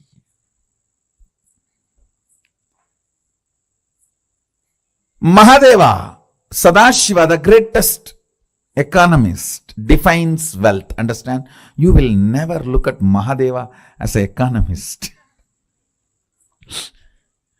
Understand? He can wear ordinary Rudraksha bead which has no value. Because he wears it, becomes a trend, fashion, millions wear, and that becomes a valuable commodity now. Many of you don't know the Rudraksha I am wearing, that is more valuable than the gold covering it. It is highly praised than the gold covering it. You will not understand the economy of Mahadeva, Sadashiva, till you understand the real wealth. The economy of Vishnu is different. Whatever is valuable he wears. The world's largest gem, Shamantaka, is on his chest. Miss Universe is his wife. The best flight, Garuda, is his vehicle. But with Sadashiva, if you see, all the things useless for society, Basma, from the Smashana, that is his cosmetics. And the Rudraksha, which nobody touches, which is falling from the trees, some bead, that is his jewelry. Snakes, which nobody goes near, is his ornament. All the things he uses. Understand?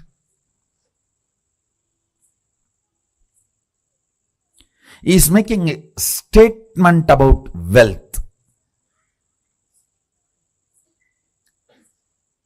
If you read Agama, his words, beautifully it describes wealth in multiple places. Our ability to be intelligently active is wealth. Understand, intelligently active and constantly contributing. I am not saying don't accumulate currency, but I am saying fundamentally understand the concept of currency, then start moving your life and others' life. Then you will understand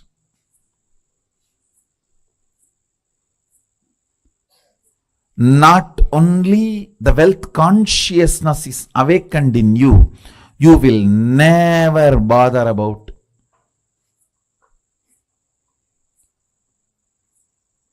incompletions related to wealth. See, there are multiple incompletions people carry about wealth. First thing, the moment I utter the word, there is so much of that depression, that deprived feeling. Everyone has, I don't have.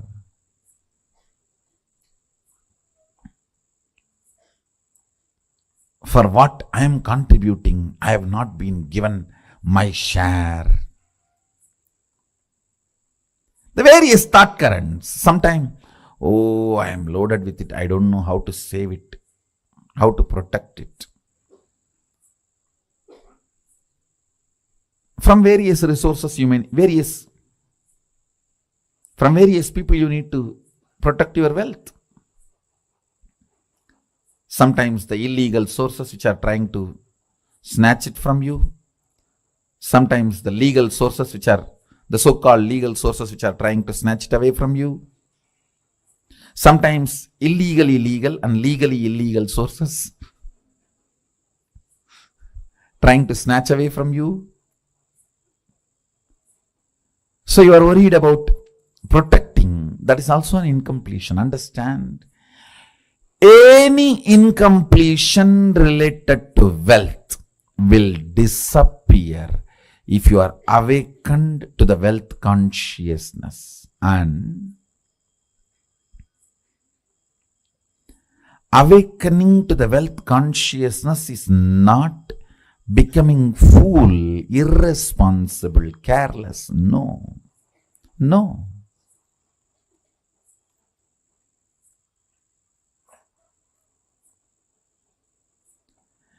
It is the most powerful strategy. Understand? Whenever your inner space is capable of including 5 people in your life, you build a good family. If your inner space is capable of including 50 people in your life, you build a good team. If your inner space is capable of building few hundred people in your life, you become a social leader. If your inner space is capable of including few thousands, you become leader for your region. If your inner space is capable of including a state in you, you become a leader of the state. If your inner space is capable of including a country in you, you become the leader of the country. Understand? If your inner space is awakened to understand and include the concept of wealth, you will see wealth becomes just part of your life.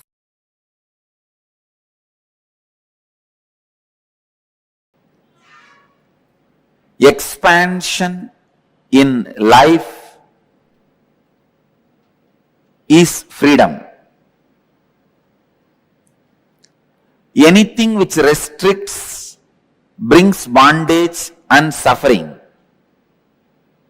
When I say expansion, I don't mean this expansion. I mean expanding in health, expanding in wealth, expanding in every field is success.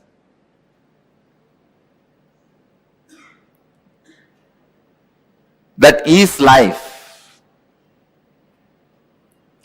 But there are many patterns which stops the expansion, restrictive patterns, which restricts you in your health and wealth.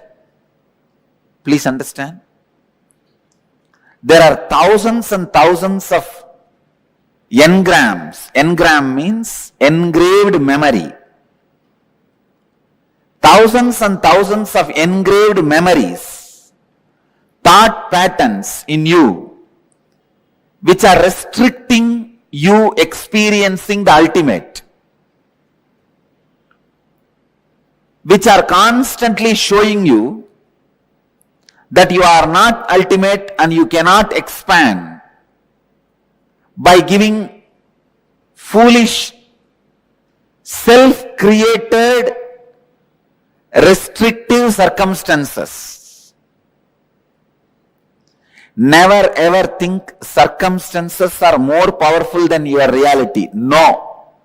Our reality is more powerful. Our capacity to create the reality is more powerful than any circumstances. Let me define engram. Engram means a memory gets into your system, makes you work in the same way, even if you don't want. For example, you are addicted to smoking or drinking pattern. That engram gets into your system very strongly.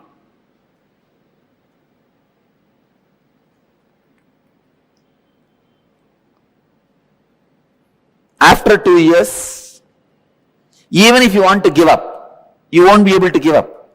When the time comes, from inside you will hear smoking, cigarette. When the time comes, from inside you will hear, come on, open the bottle. Simply you can't do anything. Your body will just move. It will open, drink, fall asleep. Next day morning when you are having fight with your spouse only, you will even remember. It is not good for your health. One of the biggest lesson I have learnt from my life and I wanted to share with all of you is, have a strong experiential clarity about you. Nobody should be able to penetrate and alter your idea about you within you.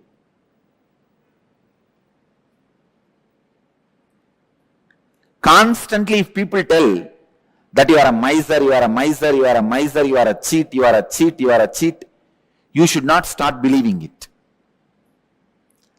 That strong clarity about yourself,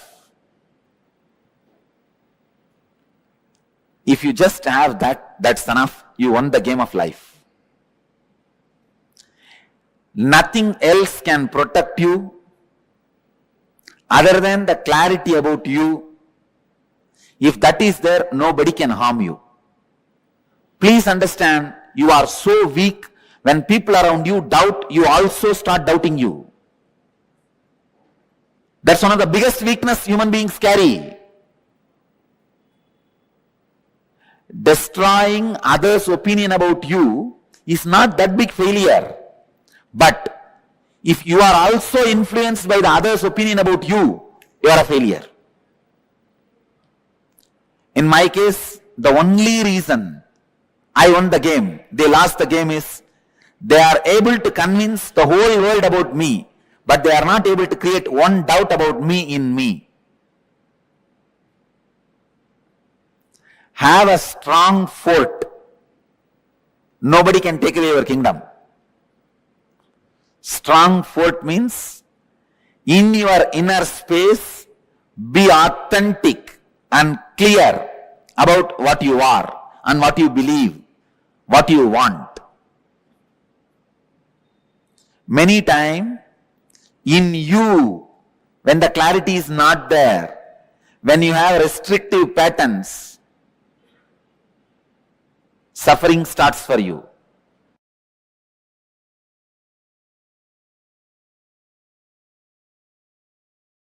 Only those methods of grabbing, stealing, robbing is wrong, sin. Otherwise, creating wealth, if you are contributing something directly to the people, universe, if you are grabbing from others without contributing anything, that is what is sin. So creating wealth is intrinsic part of life.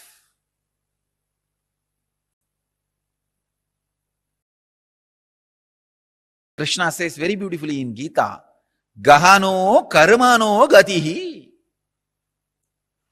The universe by its nature works. If you have at least the goal of creating wealth, you will be creative. Your energy will be channeled properly. I can give you the clear guidance. The first priority should be in the life for moksha, enlightenment. Till that happens, the second priority can be creating wealth. Understand? Not grabbing or robbing or stealing. Creating wealth.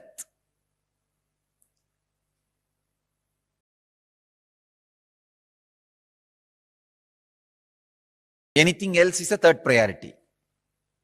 And I don't want to talk about third priorities. Creating wealth makes you non-violent. Because you will be too busy with the people, with the world, with life, by creating.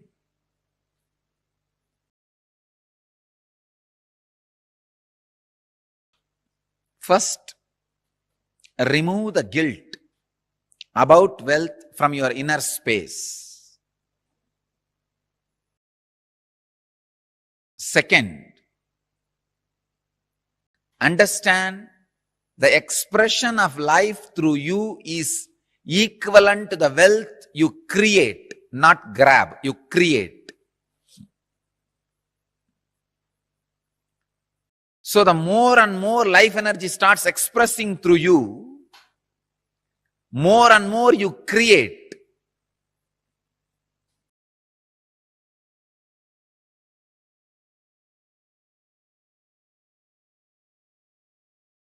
Life energy expression and wealth is one and the same. Seekers always justify their poverty as their spiritual quality and innocence. So if you are not wealthy, understand, if you have decided not to create wealth, great. But if you want to create wealth and not wealthy, if you have a greed for the wealth or a desire for wealth and not wealthy, be very clear, you are not a seeker, you are a seeker. Something is seriously wrong with you. Look into it. Wealth itself is not sin. Somebody is having problem because of having. Somebody is having problem because of not having. Problem is a problem. Wealth is not a problem. Problem is a problem. Wealth is not a problem. Person who is having guilt because of having, person who is having guilt because of not having, both are big, you can say very big sickness. I have seen many of these rich men, because they carry a deep guilt imposed on them by society, even though they created their wealth very honestly, in a creative way, because of the guilt imposed by society on them, they live a very miserable life and go on drinking alcohol and trying to have high costly entertainments just to forget this guilt. Many times they come to me for their problems and in need of solution. When I analyze their inner space and life, there is no problem. Then why are they suffering? The only guilt which they are carrying, which is imposed on them by society. I tell them, come on, don't imbibe the guilt given to you by the fellows who are incapable. You do not cheat or grab or be dishonest. That's right. That's enough. But no need to carry a guilt on the wealth, about having wealth. Rich men carry this guilt very deeply. And just to escape from that, they get into all kinds of addictions. And their life is hell as a fellow who doesn't have money.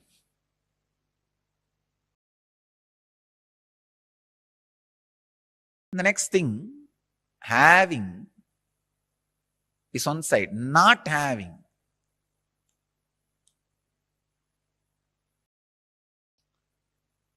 This is a very funny side. Having the desire to have wealth, not having it, but giving a valid reason why they are not having it. This is also another one important slave mentality. We always think work not done plus valid reason is equivalent to work done.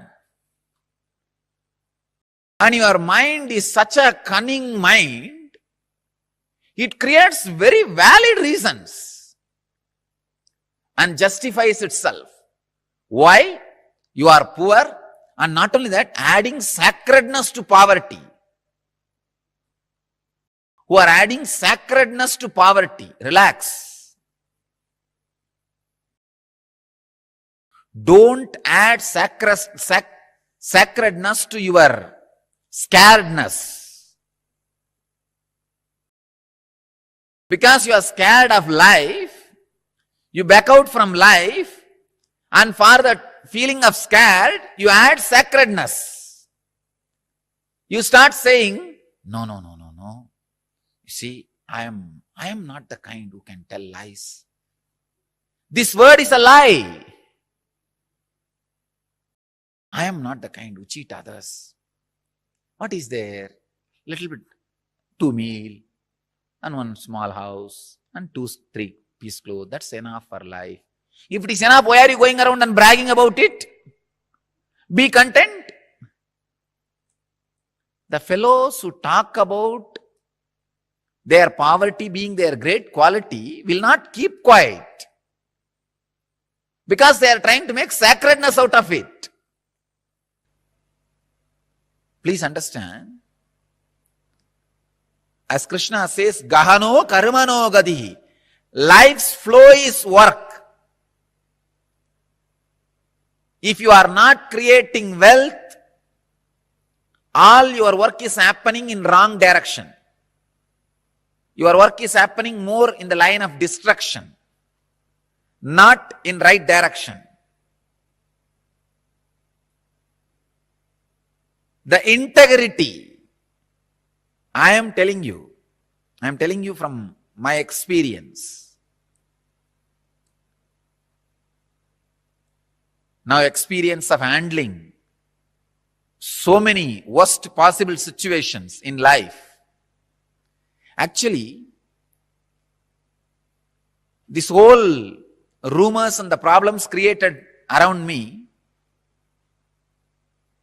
has made me really rich in life. Economically, I may not have become rich, but in life I have become very rich.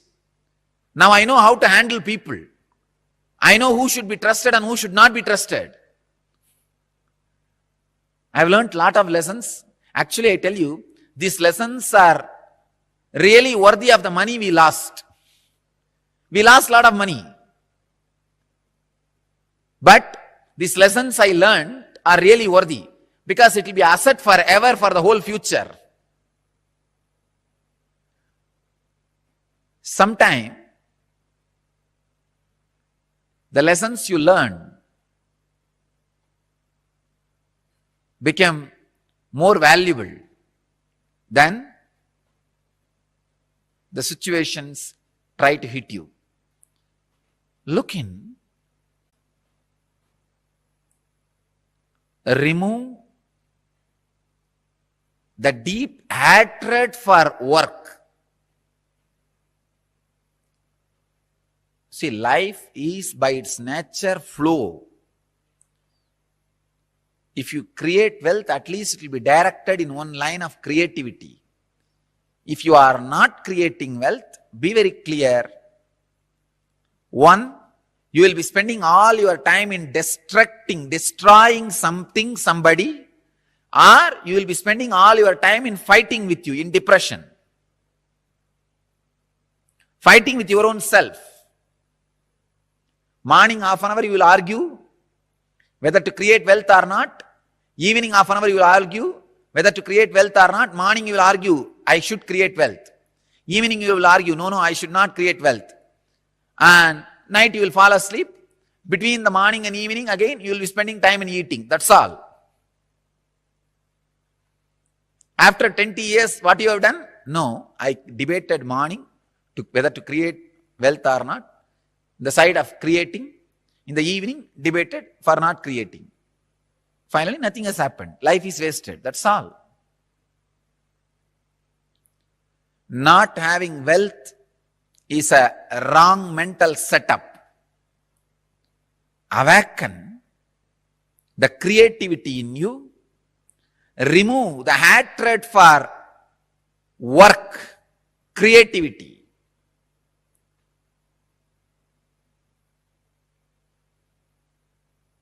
I'll give you further, deeper, exact techniques and process to create wealthy consciousness. First, you need to create a wealthy consciousness which is ready to take the responsibility to create and sustain, which is ready to take the responsibility of being creative. For being creative, you need to take many responsibilities. It doesn't happen like a breeze. Even if the breeze happens, you need to be responsible to keep your doors open for the breeze to blow through you, flow through you.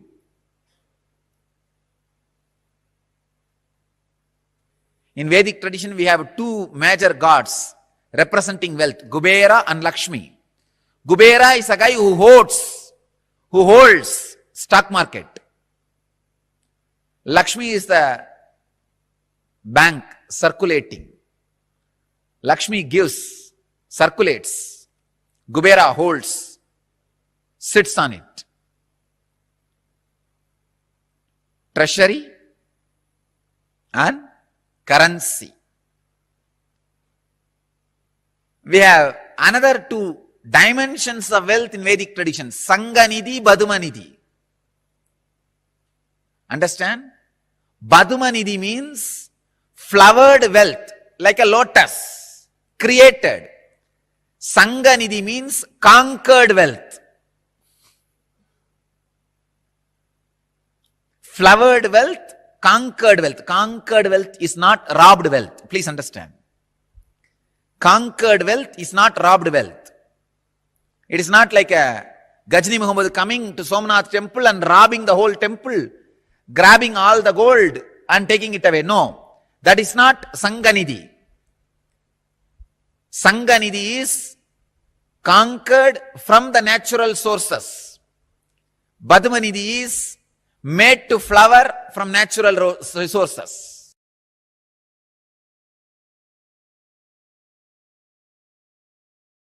Let me expand on wealth consciousness. The first conclusion you need to come, it is integrity. That's the most shortest way to enjoy wealth. Second, owning but not possessing means go on sharing. I have seen sometimes people, when they take up a job, they develop vengeance towards boss. Hey, you are giving only 50,000 salary for me. I'll work only for 8 hours minimum just to handle your questions, not more than that. So this is the way he starts. He thinks he's cheating his boss. In 6 months, he himself starts believing this much only is his capacity. He has cheated himself. Understand? Cheating your boss. In 6 months, you will believe that as your capacity and you will cheat yourself forever.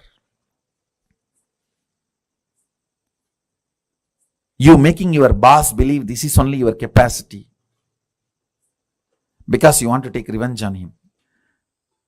First conclusion you need to arrive is integrity is the best strategy. The next conclusion you need to arrive, own but don't possess. Go on be sharing, whether it is you or your space or your qualities or your qualifications. I tell you. The words you utter, people may listen, but the way you behave, people feel it. Let your behavior is all about owning, not possessing. That's the second conclusion. Third, let your enriching be most authentic, means every day upgrade yourself. Ultimate should not be final. Ultimate grows every day. Ultimate is not final. Today's ultimate is not tomorrow's ultimate. Tomorrow's ultimate is different. Brahmanda expands, cosmos expands. For you, something is ultimate today, which is not ultimate tomorrow. It expands. So, go on becoming authentic in your sharing, enriching. Next, important conclusion. Do not feel shy to encourage people to support you back to enrich the world. Be confident, courageous about what you are doing.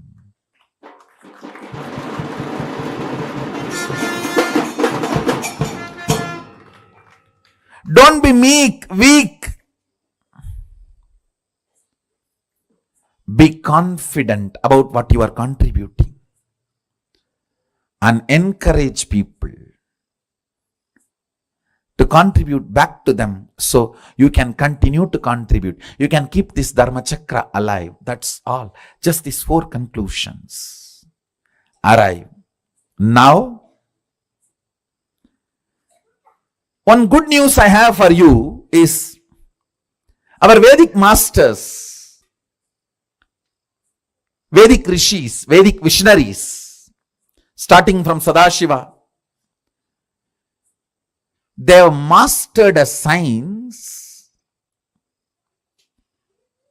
to bring these highest thought currents and ignite your inner space through certain rituals and processes. That's what we call homa and making aushadha. Understand? Thought is as matter as any item which is seen by you in front of you. Please listen. I am repeating.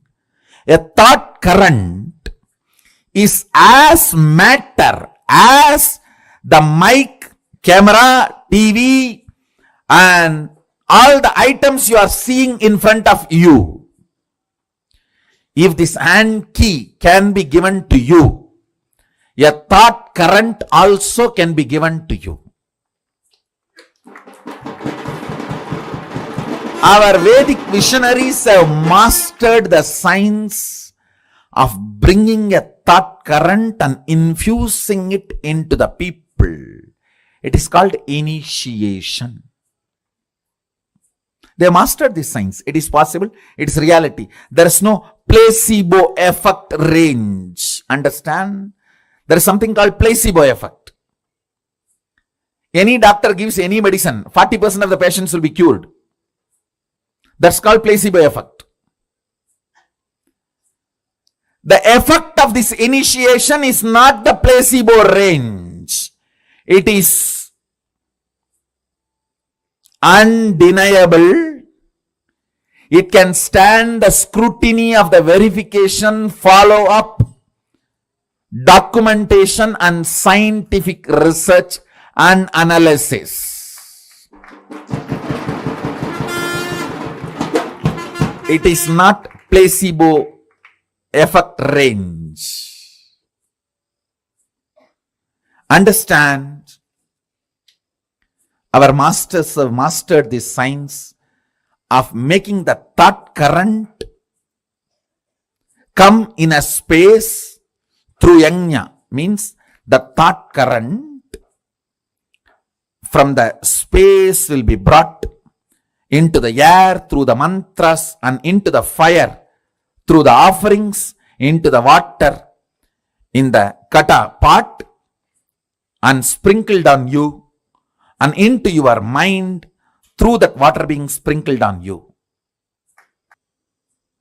The Dhanagarshana Bhairava Homa, the thought currents of awakening wealth consciousness in you, deciding to be ferocious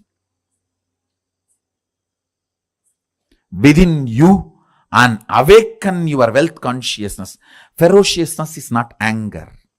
If you feel society has cheated you, you are angry about the wealth, you will never manifest wealth. Ferociousness is different, anger is different. Kalabhairava, Dhanagarshana Bhairava is ferocious but not angry. Understand? To infuse the ferociousness to manifest wealth consciousness in you.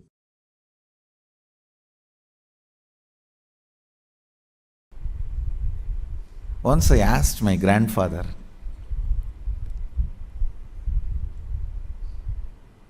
is really such a person of charity. Every day in the night time, when he finishes his accounts, I learnt this habit from him. Even if it is 1 o'clock, 2 o'clock in the night, those days there is no computer and all. It was only in the notebook. Only after signing the ledger, completing the accounts of the shop he was running. He was running a rice mandi, wholesale rice godown. Only after completing the ledger, signing, he will go to bed. I learned that habit from him. And the most important thing, he had a box. On that box, there will be a board called Magame Bandu. Means 10% of his net income, he will put it in that box every day. That is kept for charity. So any temple function, religious function, temple inauguration, Annadan, anything, people will come. When they come based on their function level or expense level, he will give donation.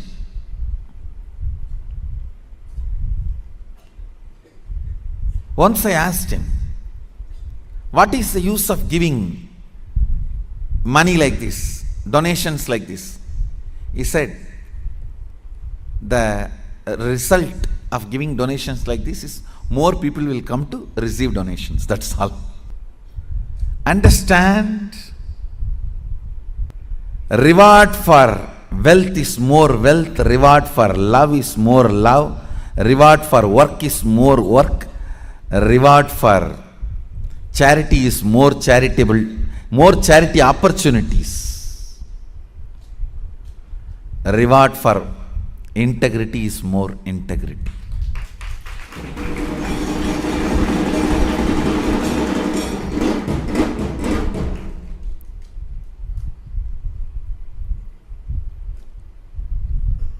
Cognizing the joy integrity brings in you, the powerfulness you experience through integrity, cognizing integrity is the ultimate no blind spot shrewd strategy for life. As I said, your plans are two cunning strategy. Integrity is three cunning strategy. Mukkan strategy.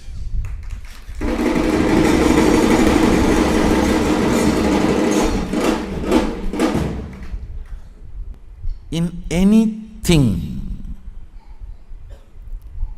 whether your relationship with your body, your relationship with the life, your relationship with the existence, your relationship with the ultimate source, your relationship with society, your relationship with humanity and its laws,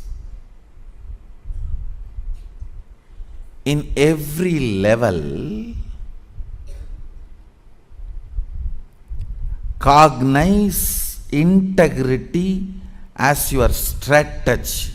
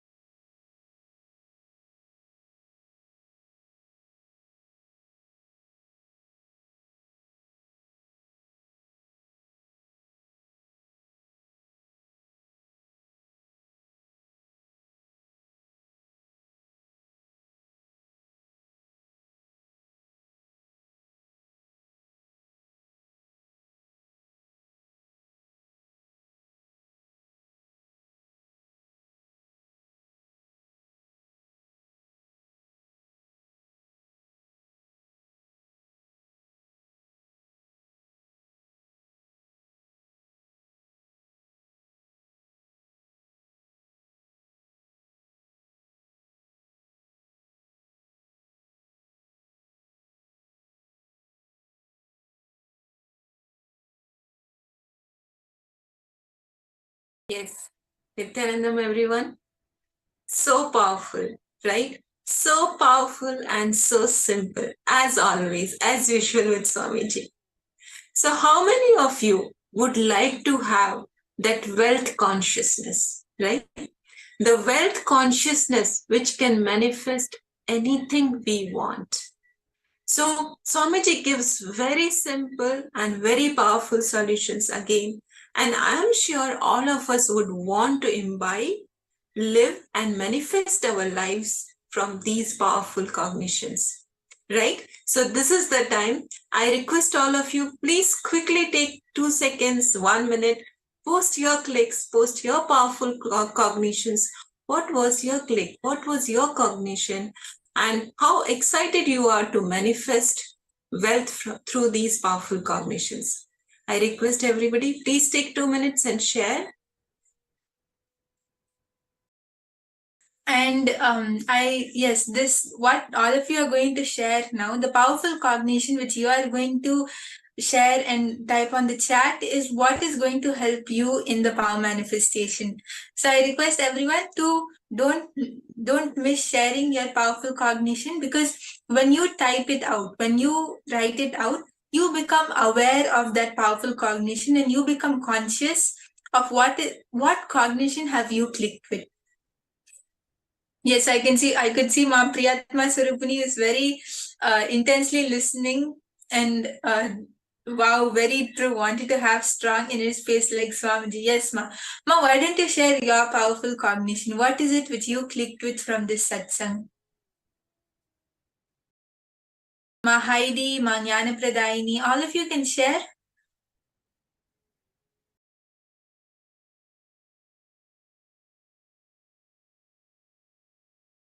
Yes, let's get involved. Please understand that is one of the first steps we need to be having for us to manifest wealth, right? Involvement with life. So I request all of you, please to share what was your powerful cognition. Yes, so Ma Jean has shared a powerful cognition. More and more life, expressing life is a flow of work. Yes, that's a very powerful cognition, Ma. That's great. Yes, the Swamiji very beautifully shared.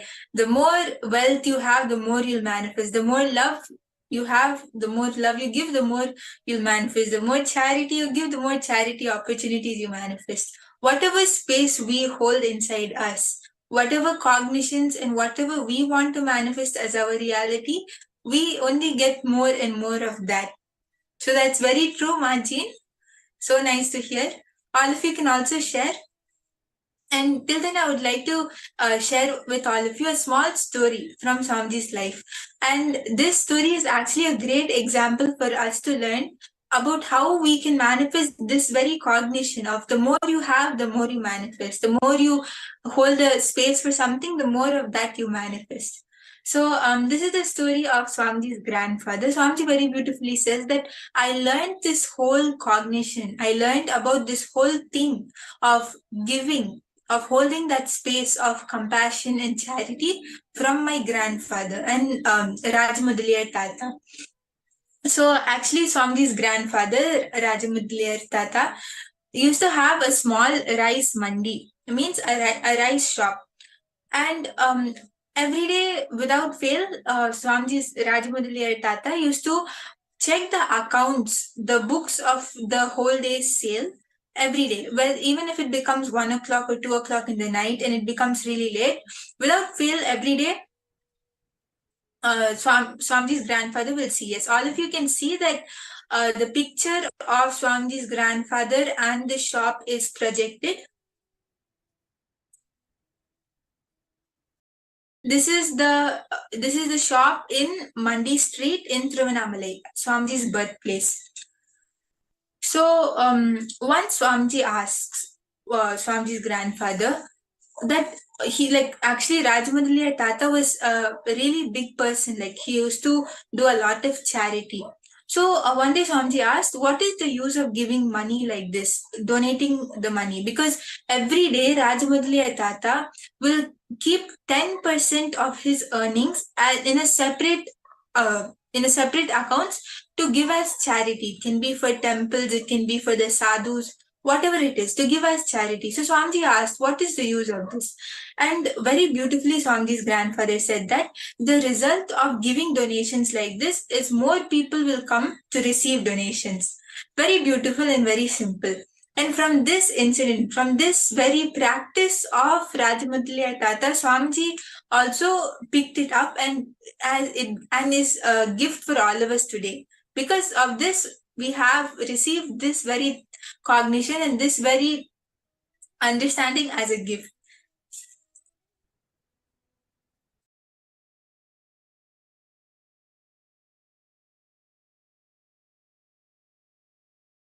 Yes, so Ma Mohini has posted, I want to have wealth, share, enrich people and donate to charity for temple use and give Anadan. Yes, Ma Mohini Lata, that's very nice to hear.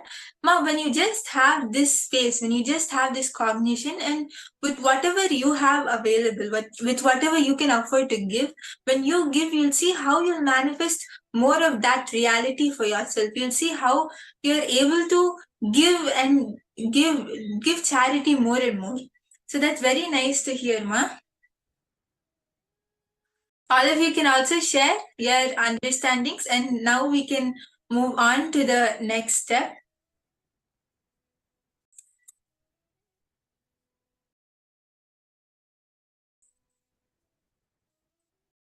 Yes, so in this exercise, we are going to be doing the exercise of awakening our wealth consciousness. So I request all the participants to bring your pen and paper, and all of you are going to be penning down what is the once the wealth consciousness manifests in your life, what do you want to do with it? Means once you manifest that space of constantly creating wealth around you, what is it which you want to do with it? Very beautifully Swamiji says, right? It's not only the money which you generate, which is the wealth.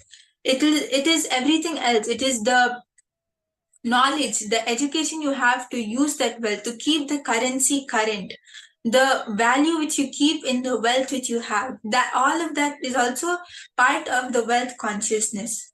It can be as simple as you want to buy a plot of house, or it can be as complicated as you want to become the most wealthy person in the whole community, whatever it is. Please pen down what is the one thing which you want to do after you manifest the wealth consciousness.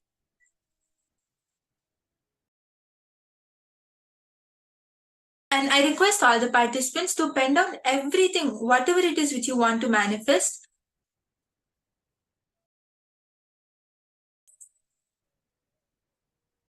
Yes, I request everyone to pen down whatever you want to manifest. And if anyone is unable to understand also, please do post in the chat if you are not able to understand. And if you have understood, please do post yes, because this is a very important step. After this, we are going to be entering into a kriya to manifest whatever you want as a reality, to break the patterns related to wealth and manifest what you want as a reality.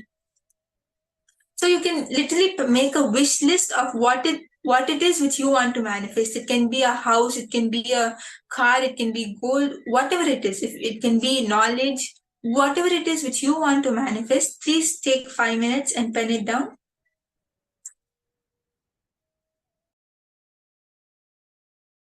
Yes, so Ma Izdik has posted yes, that's great, Ma. And Ma Jean, Ma Mohini, you have expressed what is it which you want to manifest, right? So Ma Mohini, you can also pen this down, whether it is you wanting to give Annadan or charity to the temple, you can pen this also down as whatever it is which you want to manifest. Please understand, this is a conscious creation process. So when we write down, we become clear. We become clear of what do I really want? What is it that I want to work towards and I want to manifest? So I request all of us to please sit and write down what do you want to manifest. Take few minutes and write it down.